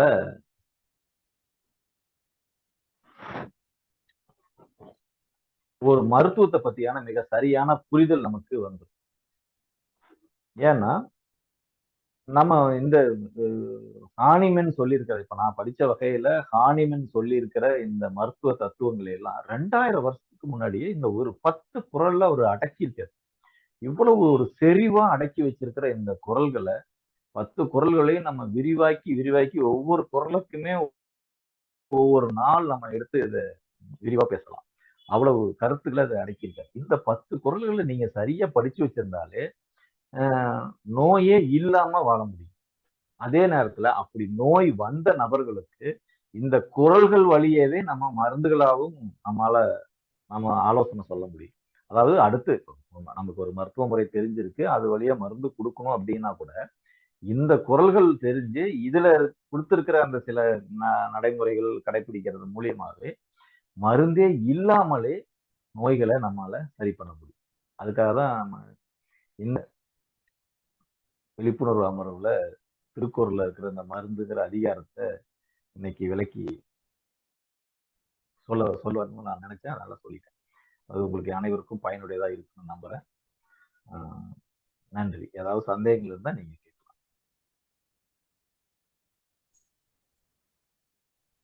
மிக்க நன்றி ஐயா, வாழ்க வளமுடன். ஐயா வந்து இன்னைக்கு அந்த திருவள்ளுவரோட நாங்க அதாவது நோய் வர காரணம் என்ன, ஒவ்வொரு குறளுக்கும் இந்த விளக்கம் கொடுத்து, முக்கியமா நம்மளுக்கு என்னன்னா நம்மளோட உணவு செயல் இதுதான் நம்மளுக்கு முக்கியமானது. அப்போ வாதம் பித்தம் கவம் இதுல வந்து நமக்கு பிரச்சனை வராம இருக்கணும்னா நம்ம எப்படி சாப்பிடணும் அப்படின்றதுக்கும் ஒவ்வொரு குறளா அது விளக்கம் கொடுத்தாங்க. அதுல முக்கியமா மருந்தன வேண்டாவாம் யாக்கைக்கு அருந்தியது அற்றது போற்றி உனேன். அதாவது அதுக்கு ஹீலர் பாஸ்கர் ஐயாவோட கூட ஐயா விளக்கம் கொடுத்தாங்க. அந்த வாயை மூடி நம்ம மென்று உமிழ்நீரோடு கலந்து அத சாப்பிடும் போதே நமக்கு வந்து நிறைய நோய்கள் போயிடும் அப்படிங்கிறத வந்து அந்த குரல்ல சொன்னாங்க. அதே மாதிரி அசைவ உணவுகள், இப்ப நம்ம இறை சாதனை மார்க்க யோகால இருக்கிறவங்க எல்லாருமே சைவ உணவு தான் இருப்பாங்க. ஏன்னா நம்ம தமோ ரஜோ அந்த குணங்கள் மாறும் அப்படிங்கிறதும் அந்த அசைவ உணவுல நமக்கு இருக்கு அப்படிங்கிறது. அப்ப நம்ம சாப்பிடுறது நல்லா பசிச்சு அளவோட சாப்பிடணும்.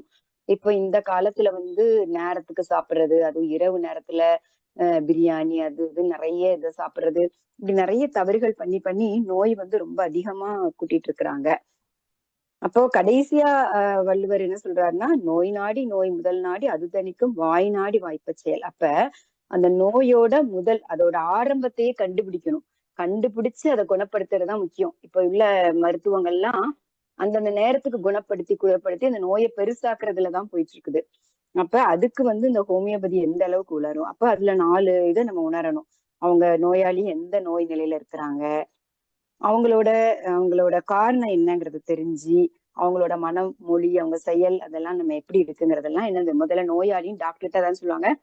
டாக்டர்கிட்டையும் வக்கீல்கிட்டையும் பொய் சொல்லக்கூடாதும்பாங்க. அதாவது உண்மை நம்ம என்ன நிலைன்னு சொன்னாதான் அதுக்கு தக்க அந்த டாக்டர்ஸும் 4 இதை சரியா செய்யணும் அப்படின்றாங்க. அதாவது நோய கண்டுபிடிச்சு அத அடியோட தீர்க்கிற அளவுக்கு கொண்டு போறதுதான் மருத்துவம். அதுக்கு வந்து வள்ளுவர் அதை பத்தி கொடுத்துருக்கிறதுக்கு எல்லாமே இந்த ஹோமியோபதி மருத்துவம் வந்து முழுமையா பொருந்தி இருக்கு அப்படின்னு தான் அதுல சொல்லணும். அதுக்காக ஐயா வந்து அந்த அதிகாரத்தை வந்து நம்ம திருப்பி ஒரு 2 முறை கேட்கலாம். ஆழமான அந்த புரிதல் வந்தாதான் நம்ம இதை சரியா கடைபிடித்து நாமளும் இந்த ஆரோக்கியம் முடியும் அப்படிங்கிறத வந்து ஐயா வந்து ரொம்ப தெளிவா விளக்குனாங்க.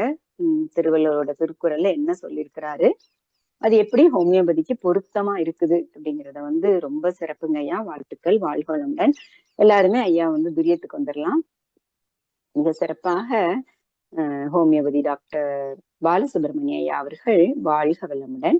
ஐயா அவர்களது அருள் தொண்டு மென்மேலும் சிறக்க வாழ்க வளமுடன். ஐயா அவர்களும் அவர்களது அன்பு குடும்பமும் அருட்பேராற்றல் கருணையினால் உடல் நலம், நீலாயுள், நிறை செல்வம், உயர் புகழ், மெய் ஞானம் ஓங்கி வாழ்க வளமுடன், வாழ்க வளமுடன், வாழ்க வளமுடன், வாழ்க வளமுடன். ஐயா வந்து கேள்வி எதுவும் இருந்தா கேட்க சொன்னாங்க. ஒரு நிமிஷம் ஐயா, நான் அறிவிப்புகள் மட்டும் சொல்லிடலைங்க. 2 மணிக்கு சித்தர்குல நிகழ்வுகள், 2 மணி 3 மணிக்கு, மாலை 5:15 மணிக்கு ஞானகானம், காயக்கற்பம், தவம், சிந்தனை உரை, தமிழ்ச்செல்வி ராஜேஸ்வரமா மலர் மருத்துவம். அம்மா அவங்களோட இது வந்து ரொம்ப சிறப்பா இருக்கும். இன்னைக்கு வந்து தாய் பத்தி அம்மா வந்து குறை கொடுத்திருக்கிறாங்க. 8:30 மணி தற்சோதனை. அனைத்து நிகழ்வுமே அனைவரும் கலந்து ஆன்மீகத்தை பெறுவோம். வாழ்க வளமுடன். இப்ப ஐயா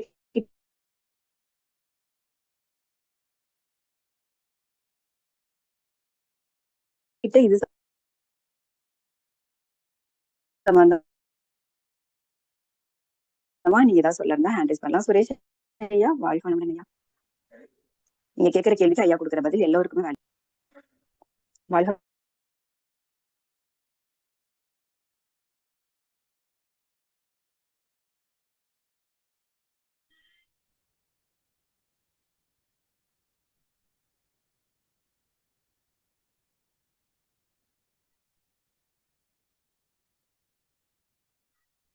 வாழ்க வளமுடன். ஐயா கன்மியூட் ஆக மாட்டேங்குது. சுரேஷ் ஐயா சொல்லுமா. வாழ்க வளமுடன்மா. சொல்லுங்க. ஐயா மிக சிறப்பா இருந்தது ஐயா. திருக்குறளை வச்சு இவ்வளவு அழகா அற்புதமா சொல்லிருக்கீங்க. கடைசியில ஒரு குறளை சொன்னீங்க, அந்த நோயாளி வந்து அந்த உண்மைய சொன்னாதான்றாங்க, ஆனா நிறைய பேர் சொல்ல மாட்டேன்றாங்க. அது எப்படி ஐடென்டிஃபை பண்றது? அது சொல்லவே மாட்டேன், வெளியில ஓபன் பண்ண மாட்டேன்றாங்க. இல்ல சொல்லாம இருந்தாலும் மருந்து கொடுக்கலாம். ஆனா அவர் என்ன சொல்றாருன்னா, நீங்க சொன்னீங்கன்னா, அது ஒரு நோயாளி சொன்னார்னா மருத்துவர் வந்து எளிமையா அவங்களுடைய வியாதியை வேகமா சரி பண்ண முடியும். அதுக்குதான் ஒரு நோயாளிக்கு சில கண்டிஷன்ஸை போடுறாரு. ஏன்னா இப்ப இன்னைக்கு இருக்கிற நோயாளிகளுக்கு அஹ், அது நோய் காரணங்கள், அந்த நோய் பற்றியான அந்த அளவுக்கான அறிவு பக்குவங்கள்லாம் இல்லாம போயிருக்கு. ஆனா அது உண்மையிலேயே வாழ்க்கை நோக்கம் புரிந்தவர்கள், நமக்கு என்ன எதுக்காக பிறந்தோம், எதுக்காக வாழ்றோம், நம்ம என்ன நோக்கத்தை அடைய போறோம் அப்படின்னு தெரிஞ்சவங்கன்னா இந்த மாதிரி கண்டிஷன்ஸ் இருந்து, இந்த கண்டிஷன்ஸ் படி நீங்க சொன்னீங்கன்னா உங்களை சீக்கிரம் சரி பண்ணி விடுவாங்க, அப்புறம் உங்க நோக்கப்படி போலாம் அப்படிங்கிறத சொல்றாரு. இல்ல இது எதுவுமே தெரியல அப்படின்னா அவரு அதை வந்து பரிமேல் அழகர் சொல்ற மாதிரி அது வந்து பல வினை அப்படின்னு நம்ம நினைச்சுக்கிட்டு அது அவர் சரி பண்ண முடியாம போயிடும். இப்போ சொன்னாதான் சரி பண்ண முடியுங்களா? சொன்னாதான் மேக்சிமம் சரி பண்ண முடியும். இல்லாட்டி சொல்லணும்னா எப்படி சரி பண்ணுவீங்க? நீங்க ஒரு நோயாளி வந்து தன்னோட விஷயத்த மேக்சிமம் இந்த கோமா அந்த மாதிரியான சில கண்டிஷன்ஸ் இருக்கு. அந்த கண்டிஷன்ஸ்ல வந்து இருக்கிற நோயாளிகளுக்கு நம்ம இத பொருத்தமா சொல்ல முடியாது. ஏன்னா அவங்களுக்கு நம்ம பார்த்து அவங்களுடைய நோயாளிகளுடைய குறிகளை பார்த்து நம்ம மருந்து கொடுத்து அவங்கள பழைய நிலைமைக்கு மீட்டு எடுக்கலாம். இருந்தாலும் என்ன காரணங்கள், என்ன காரணத்தால எனக்கு பாதிப்பு இருக்கு, எனக்கு என்ன பண்ணுது, வயிற்றுக்குள்ள வந்து குத்துது, குடையுது, எரியுது, இப்படி எல்லாம் சொல்லணும்ல. இதையுமே நம்ம சொல்லலைன்னா அவங்களை சரி பண்றது கஷ்டம்தான். இல்ல அது உடல் அளவுல, என் மனசளவுல சிலது சொல்ல மாட்டேன்றாங்க, வெளியில ஓபன் பண்ண மாட்டேன்றாங்க. இருந்தாலும் நான் சொல்றதை வச்சு ட்ரீட்மெண்ட் பண்ண முடியுமா வீட்டுல? அது கஷ்டம், சிரமம். அதாவது ஒரு நாள் எடுக்கும்ல. இப்ப நீங்க வந்து உங்க மனசுக்குள்ள நோயாளி அவர் மனசுல இருக்கிறது எல்லாத்தையும் ஓப்பனா சொல்லிட்டாருன்னா விரைவா அவரை சரி பண்ணலாம். அவர் மனசுல இருக்கிறத சொல்லாம அவங்க பக்கத்துல இருக்கிறவங்க மட்டும்தான் சொல்றாங்க அப்படின்னா காலம் ரொம்ப எடுக்கும்ல. காலம் எடுக்கும். ஏன்னா நம்ம நேரடியான நோய்க்காரனும் நமக்கு தெரியாது. இல்ல நோயாளி உணர்ந்ததையும் அவர் சொல்லல. அப்படிங்கிறப்போ அது காலம் எடுக்கும். அது நேர விரயம் தானே அவரை சரி பண்றதுல. அத ஆங்கில மருத்துவத்துல சைக்கியாட்ரிஸ்ட் கொண்டு வராங்களா, அது மாதிரி என்ன கொண்டு வரதுக்கு நம்ம மருந்து இருக்கா? அவங்க உண்மையை வெளியில பேச ஆங்கில மருத்துவத்துல சைக்காட்ரிஸ்ட்ல ஒண்ணும் கொண்டு வர்றதில்ல. நீங்க என்ன கொண்டு வர்றாங்கிறீங்க? அவங்க இல்ல எதுவுமே இல்ல கொண்டு வரல. வெளியில இல்ல மருந்து கொடுக்கலையா, பேச வைக்கிறாங்கல்ல ஆழ் மனசுல இருக்கிற, அது மாதிரி நம்ம. அது அது அவங்க பேச வைக்கிறது இல்ல. அது வந்து அவங்க அப்படி அவங்க ஆங்கில மருத்துவத்துல அப்படி ஒண்ணும் அவங்க செய்யறது இல்ல. அது பாத்தீங்கன்னா உங்களுக்கு இந்த டிவியில இந்த படங்கள்ல உங்களுக்கு காட்டுறது தெரியும். அது வந்து அது உண்மையான நோய் காரணங்களை அவங்க அவங்க கண்டுபிடிச்சு அதுக்காக தான் அவங்க மருந்து கொடுக்குறாங்களான்னா அப்படிலாம் ஒண்ணும் இல்லை. அப்படி ஒரு மருத்துவம் இருக்கு. நீங்க அதை பத்தி நம்ம பின்னாடி தெரிஞ்சுக்கலாம். ஆனா அது அது வந்து எப்படிதான் அந்த அப்படி ஒரு மருத்துவம் இருந்தாலும் இப்ப நீங்க சொல்ற மாதிரியான மருத்துவ முறைகள் இருக்கு. அது பாஸ்ட் லைஃப் ரெக்ரெஷன் அப்படின்னு பேரு. ஆனா அது எல்லாமே நேரம் எடுக்கக்கூடிய விஷயங்கள், காலம் எடுக்கக்கூடிய விஷயங்கள். ஆனா எளிமையா ஒரு நோயாளி தான் சரியாகணும்னு விரும்புறாரு அப்படின்னா அவர் வந்து திருவள்ளுவர் சொன்ன இந்த விதிமுறைகளுக்கு உட்பட்டு இருந்தா அவரை விரைவா சரி பண்ண முடியும். அதுதான் நீங்க சரியா போடுங்க. நன்றிங்க, நன்றிங்க. வாழ்க்கை வளமுடன். நன்றிங்க. நன்றி.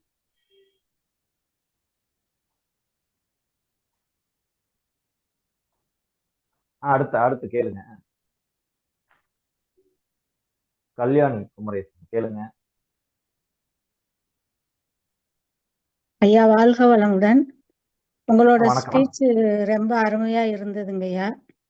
இப்ப நல்லதும்மா. எனக்கு வந்துங்கய்யா, நீங்க சொன்னது மாதிரி தான் இயற்கை வாழ்வியல்ல தான் இருக்கேன். காய்கறி தான் நிறைய எடுத்துக்கிறேன், பழங்கள் எடுத்துக்கிறேன், நட்ஸ் எடுத்துக்கிறேன். ஆனா வாயை மூடி தான் சாப்பிட்றேன். ரொம்ப கூலாகி அந்த சுவையெல்லாம் மாறின பிறகுதான் முழுங்குறேங்கய்யா. எதுக்குன்னா இந்த நல்லதும்மா. டைஜஷன் பிரச்சனை இருக்குது அப்படின்றதுக்காக, மோஷன் ப்ராப்ளம் இருக்கிறதுக்காக அந்த ஹீலர் பாஸ்கரோட ஐயாவோட வீடியோ பார்த்துட்டு தான் அந்த மாதிரி பழக்கத்துக்கு நான் வந்துட்டேன். 1 வருஷம் 2 வருஷமாவே அந்த மாதிரி தான் சாப்பிட்றேன். இருந்தாலும் எனக்கு அந்த மோஷன் ப்ராப்ளம் இருக்குது. எந்திரிச்ச உடனே வரமாட்டேங்குது. திரிபலா சாப்பிட்டாலும் வரல, கடுக்காய் சாப்பிட்டாலும் வரல. டேப்லெட்டே போட்டா கூட அந்த ப்ராப்ளம் இருக்குங்க. ஆனா ஒரு 15 வருஷத்துக்கு முன்னாடி ஸ்டெப்ஸ்ல வந்து மேல இருந்து டம்மு டம்முன்னு கீழே படி வரைக்கும் விழுந்துட்டேங்கய்யா ஒரு தடவை. ஒருவேளை எல்ஃபைல அந்த வால் டெயில் போன்ல அடிபட்டதுனால அப்படி இருக்குமா? எனக்கு ஒண்ணும் புரியலைங்க ஐயா. நல்லதுமா. நீங்க அந்த உணவு கடைபிடிக்கிறீங்க, நல்லது. ஆனா என்னன்னா, திருவள்ளுவர் சொன்னதா பரிமேல் அழகர் சொல்றாரு. 2 காரணத்தால நோய் வரலாம். ஒண்ணு உணவு, இன்னொன்னு செயல். அப்போ இந்த செயல்ல பாத்தீங்கன்னா மனம், ஆஹ் அது ஒரு மிக முக்கியமான ஒரு காரணியா இருக்கு. நம்ம என்னதான் உணவுகளை இப்படி வகுத்து பகுத்து நீங்க வாயை மூடி மென்னு சாப்பிட்டாலும் மனசு நம்ம கண்ட்ரோல்ல இல்லை. அப்போ நமக்கு அதுல ஏதாவது ஒரு பாதிப்பு, வேற யாராவது ஈஸியா நம்மளை பாதிச்சுக்குவாங்க.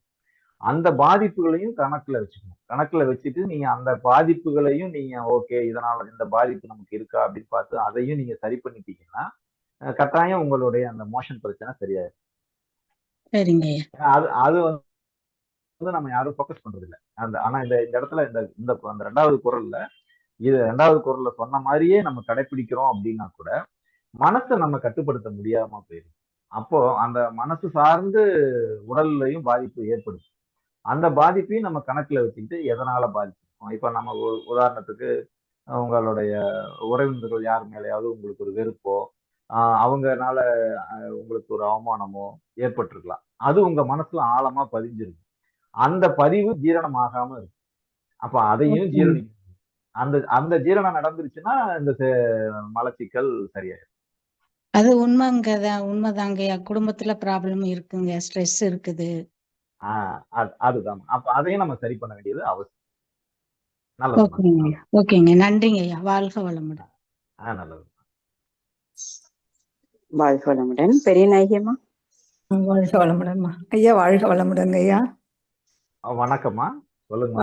வணக்கம் ஐயா. வாழ்க வளமுடன் ஐயா. இப்போ நம்ம முன்னோர்கள்லாம் இப்ப நம்ம அளவோட சாப்பிடணும், எதுவுமே அளவோட சாப்பிடணும்னு சொல்றோம். ஆனா நம்ம முன்னோர்கள்லாம் பார்த்தோன்னா, நான் அந்த காலத்துல சாப்பிட்ட அந்த ஊட்டம் தான் இன்னைக்கும் நான் நல்லா ஸ்ட்ரென்த்தா இருக்கிறேன், வேலை செய்யறேன் அப்படின்னு சொல்றாங்க இல்லைங்க ஐயா. அது எதை மீன் பண்ணி அவங்க சொல்றாங்க? ஆமா, அன்னைக்கு இருந்த உழைப்புங்கிறது இன்னைக்கு இல்ல. இப்ப நம்ம உழைக்கிறதுங்கிறது 100ல 1 பங்கா குறைஞ்சு போச்சு. நம்ம கிட்ட உழைப்பே இப்ப இல்ல. நம்ம கிட்டத்தட்ட உழைப்ப மறந்த ஒரு தலைமுறையா மாறிட்டோம். அன்னைக்கு இருந்தவங்க கடுமையா உழைச்சாங்க. அப்ப அந்த உழைத்த அளவுக்கான உணவு, அதாவது இப்ப மாதிரி எல்லாம் ரொம்ப நம்ம மாதிரி வத்தலும் தொத்தலும் எல்லாம் இங்க இல்ல. அப்பெல்லாம் ரொம்ப ஆகிருதியா நல்ல உடம்பு அவ்வளவு இதா இருந்திருப்பாங்க. அப்ப அந்த அளவுக்கான உணவு அவங்க எடுத்துக்கிட்டாங்க, அந்த அளவுக்கான உழைச்சாங்க. அப்ப நோய் இல்லாம இருந்தது. இன்னைக்கு நமக்கு நோய் பெருகினது காரணம் உழைப்பு குறைஞ்சது. அந்த செயல் ஒத்தல்ல கடைசியில வர செயல்கள், உடல் செயல்பாடுகள்ல நமக்கு சுத்தமா இல்லை. அதனாலதான் உடல் செயல்பாடுகள் இல்லாம உணவு நிறைய எடுக்கிறப்பதான் நமக்கு நோய் வருது. சரி சரிங்க. இப்ப குழந்தைங்க ஆனா சுத்தமா சாப்பிடவே மாட்டாங்களேங்க. நாள் முழுக்க கூட சாப்பிடாத விளையாடிட்டே இருக்காங்க. குழந்தைங்களுடைய விஷயங்கிறது வேறையா இருக்கும். அவங்க சாப்பிடாம விளையாடுறாங்கன்னா அவங்களுக்கு அந்த சாப்பாடு இப்போக்கு பெற்றோர்கள் ரொம்ப அதீத அக்கறை செலுத்துறப்ப அந்த குழந்தைகள் சாப்பிடுறது, அதீத அன்பு அந்த குழந்தைங்களுக்கு திகட்டி போயிருது. அதனால அவங்க சாப்பிடுறது இல்லை. இதே பாருங்க, பெற்றோர்களுடைய அன்பு கிடைக்காத குழந்தைகள் நிறைய சாப்பிடுறாங்க. அப்படியும் நடக்கும். இது எல்லாமே அந்த அந்த குழந்தைகள் பராமரிப்பு இருக்கு பாத்தீங்களா, அதுல ஏற்படுற சில சிக்கல்கள் தான். அதையெல்லாம் சரி பண்ணோம்னா அவங்களும் சரியா சாப்பிடுவாங்க. சரிங்க சார், நன்றி நன்றிங்க. அப்ப மனம் சார்ந்த நிறைய விஷயம் இருக்குங்கய்யா. இருக்குமா, நிறைய இருக்கு. நீங்க தெரிஞ்சுக்க போறீங்க இந்த தொடர் இதுல விழிப்புணர்வு நம்ம அதை சொல்ல போறோம். ஓகேங்கய்யா, நன்றிங்கய்யா. நன்றிங்கய்யா. வாழ்க வளமுடன். நல்லதுமா. நன்றிமா. வாழ்க வளமுடன். வரலட்சுமி அம்மா. வரலட்சுமி அம்மா.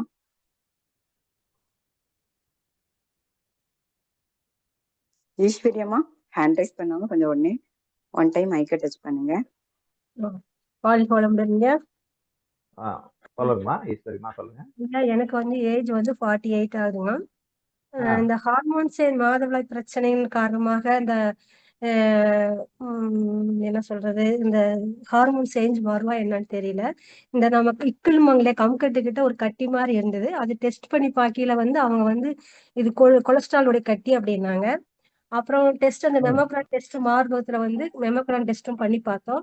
அதுல எதுவும் இல்ல. ஆனா லைட்டா டாட் மாதிரி இருக்குது.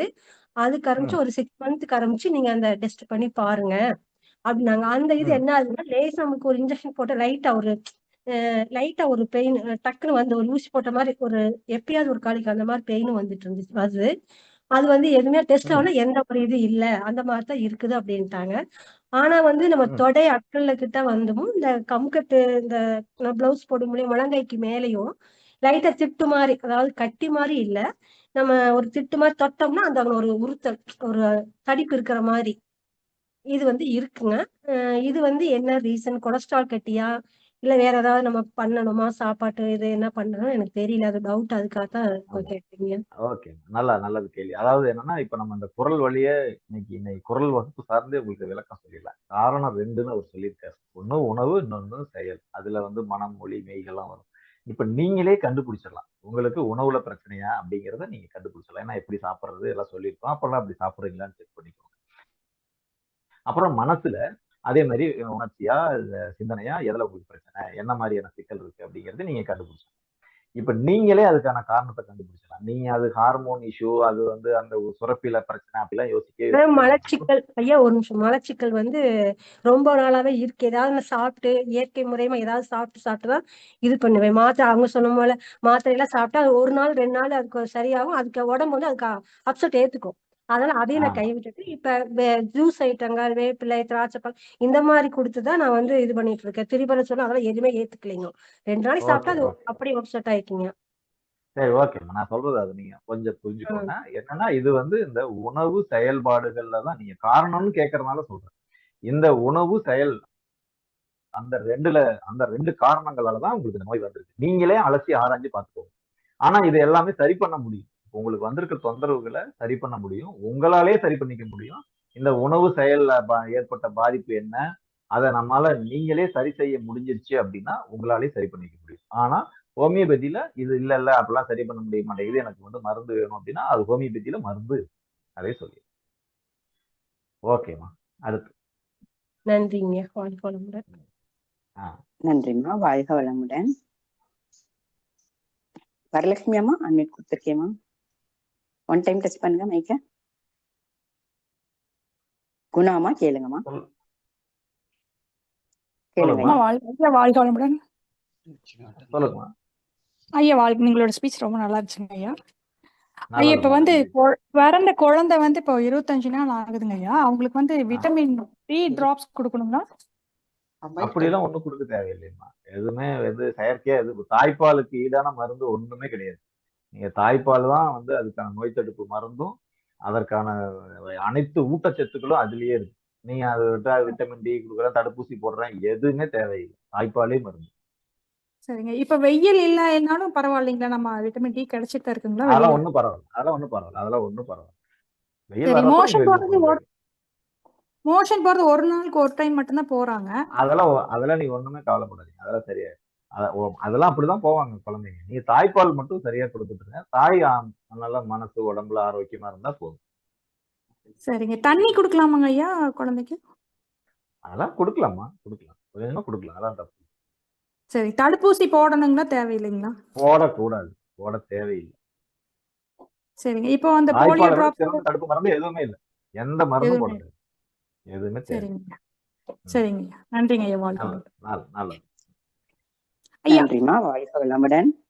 கொஞ்சம் வேல்யூபிளா டக்குன்னு கேட்டுட்டு அடுத்தவங்க பண்ணுங்க. வரலட்சுமி அம்மா அன்மியூட் கொடுத்துருக்கேம்மா.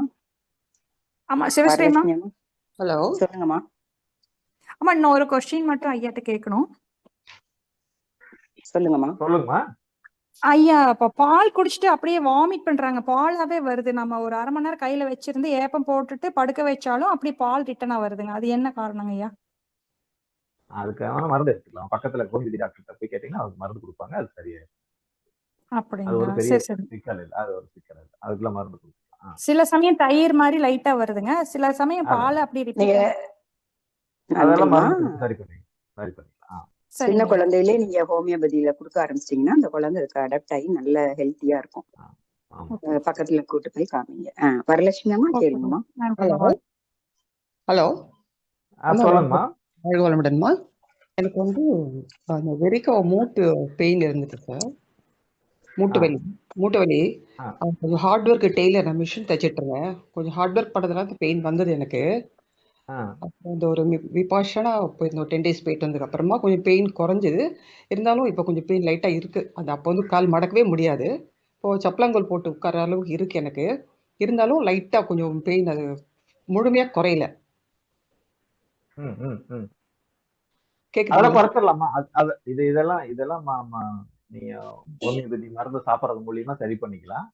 ஆனா நீங்க இந்த இந்த வகுப்பு சார்ந்தே நான் சொல்றேனே, நீங்க மருந்தே இல்லாமலும் சரி பண்ணிக்கலாம். நான் இந்த வகுப்பை கவனிச்சதே தெரிஞ்சிருக்கும். உணவு மற்றும் இந்த செயல்பாடுகள் இதுல வந்து நீங்க ஒரு சீரான நிலைக்கு வந்துட்டீங்க. இது புரிதல் வந்துருச்சு அப்படின்னா, இந்த மூட்டு வலியையும் இதுல சரி பண்ணிக்கலாம். ஓகே. அப்புறம் அந்த ஓகே. மெடிடேஷன் முடிச்ச உடனே ஏப்பமா வரும் சார் எனக்கு. அப்பதான் நிறைய நிறைய மனசுக்குள்ள இருந்திருக்கும். அந்த மெடிடேஷன் ஜீரணம் பண்ணிருக்கும். உங்களுக்கு ஏப்பம் வந்துடும். ஓ நல்லதுதான் அது. Okay okay sir. ஓகே. நன்றி நன்றி சார். வாழ்க வளமுடன். நன்றி. நல்லதுமா, நல்லதுமா. நன்றி. நன்றிம்மா. வாழ்க வளமுடன். கோமதி சுதாகர் அன்மியூட் கொடுத்திருக்கேம்மா. கோமதி சுதாகர். வாழ்க வளமுடன் அம்மா. ஐயா வாழ்க வளமுடன் ஐயா. வணக்கம்மா. வாழ்க வளமுடன். சொல்லுங்க. நான் கோமதி பேசுறேங்க ஐயா. சொல்லுங்க. எனக்கு முடி அதிகமா கொட்டுதுங்க ஐயா. எனக்கு ஏற்கனவே தைராய்டு இஷ்யூ இருந்தது. ஒரு 4-5 வருஷம், ஒரு 5 years முன்னாடி இருந்தது ஐயா. ஆமா 5 years முன்னாடி இருந்தது. கண்டினியூஸா ஒரு 3 years டாக்டர் எடுத்துட்டு இருந்தேன். அதுக்கப்புறமா ஹீலர் பாஸ்கரோட வீடியோ பார்த்து அவங்க லைவா ஒரு கிளாஸ் எடுத்திருந்தாங்க. இயற்கை உணவு சாப்பிடும் போதும் அதுக்கு சரியாயிடும். அதே மாதிரி நான் பண்ணேன், எனக்கு சரியாயிடுச்சு. டாக்டரே நம்பவே இல்லை. இது எப்படி உனக்குலாம் சரியாகாதுன்ற மாதிரி எனக்கு கிண்டல்லாம் பண்ணாரு அந்த டாக்டர். அப்புறம் பார்த்தாக்கா அவர் நார்மல் நம்பவே இல்லை, நார்மல் ஆயிடுச்சு. இப்போ ஒரு 5 years நான் எடுக்கல. 2வது குழந்தைக்கு எது தடுப்பூசியும் போடல, எதுவுமே பண்ணல. இனி வரைக்கும் அவனுக்கு பாலும் கொடுத்துட்டு இருக்கேன். 3.5 வயசு ஆகுது அவனுக்கு. பால் நல்லா வருது, நானும் கொடுத்துட்டே இருக்கேங்க ஐயா நானு. பட் எனக்கு ஹேர் ஃபால் எதனால எடுக்குது எனக்கு நிஜமாவே தெரியல. எனக்கு உடனே அந்த தாட் வந்து நம்ம தைராய்டு வந்துட்டு இருக்குமோ அப்படிங்கிற என்ன எனக்கு ஆட்டோமேட்டிக்கா வந்துருச்சுங்க ஐயா. தைராய்டு பத்தி நீங்க யோசிக்க தேவையில்லை. உங்க மனசுல ஏதாவது சிக்கல் இருக்கா அப்படின்னு பார்த்து அதை சரி பண்ண பாருங்க. சரி பண்ணா முடி கொட்டாது. நீங்க அதான் என்னன்னா இந்த குரல் சொன்ன வழிதான். ஒண்ணு உணவுல பிரச்சனை இருக்கும், இல்ல மனசுல பிரச்சனை இருக்கும். இந்த ரெண்டையுமே நீங்க சரி பண்ணிட்டீங்க அப்படின்னா கட்டாயம் சரி பண்ணிடலாம். நீங்களே சரி பண்ணிக்கலாம். நீங்க சொன்ன மாதிரிதான் ஐயா நான் யோசிச்சுட்டே இந்த நம்ம ரெண்டுத்துல என்ன ரீசனா இருக்கும்னு நானும் யோசிச்சுட்டு தான் இருக்கேன். நீங்க சொன்னதுல அந்த குரல் சொல்லி விளக்கம் சொன்னீங்க, ரொம்ப அற்புதமா இருக்குதுங்க ஐயா. அதுல இருந்து யோசிச்சுட்டு தான் இருக்கேன். பட் நான் நல்லதாங்க ஐயா இருக்கேன். நான் இல்ல நம்ம வந்து மனசு வந்து நீங்க நல்லா இருந்தாலும் நம்மளை சுற்றி இருக்கவர்களுடைய தாக்கம் நம்மளுடைய மனசை பாதிக்கும். அது சுற்றுப்புறத்துல இருக்கிறவங்க, நம்ம பக்கத்து வீட்டுக்காரங்க, எதிர்த்து வீட்டுக்காரங்க, நம்ம சொந்தக்காரங்க, இவங்க மேல வர்ற வெறுப்பு, கோபம், வருத்தம், அவங்களுடைய இழப்பு, பயம், எதிர்காலம், இந்த மாதிரி நிறைய விஷயங்கள் வந்து நம்மளை பாதிக்கும். அதுல ஏதோ ஒண்ணு உங்களை திருப்பி அந்த சிந்தனைகள், அந்த உணர்ச்சிகள் வர அது உங்கள உடம்புல பாதிப்பை ஏற்படுத்தும். அதெல்லாம் நீங்க நல்லா யோசிச்சு பாருங்க. கட்டாயம் அதை சரி பண்ணிக்கணும். கண்டிப்பாங்க ஐயா. ஆனா நான் இது வரைக்கும் பால் கொடுத்துட்டு இருக்கேன். ஆனா யாருக்கும் சொல்லல. எல்லாம் சொன்னா கிண்டல் பண்ணுவாங்க, திட்டுவாங்களோன்னு பயந்துட்டு நான் மனு கொடுத்துட்டு தான் இருக்கேன். கொடுக்கலாம் இல்லைங்கய்யா? கொடுக்கலாமா? கொடுக்கலாம். அவனும் தப்பு. நல்லது. சரிங்க ஐயா. ரொம்ப நன்றிங்க ஐயா. வாழ்க வளமுடன் ஐயா. நன்றி. நன்றிமா. வாழ்க வளமுடன்.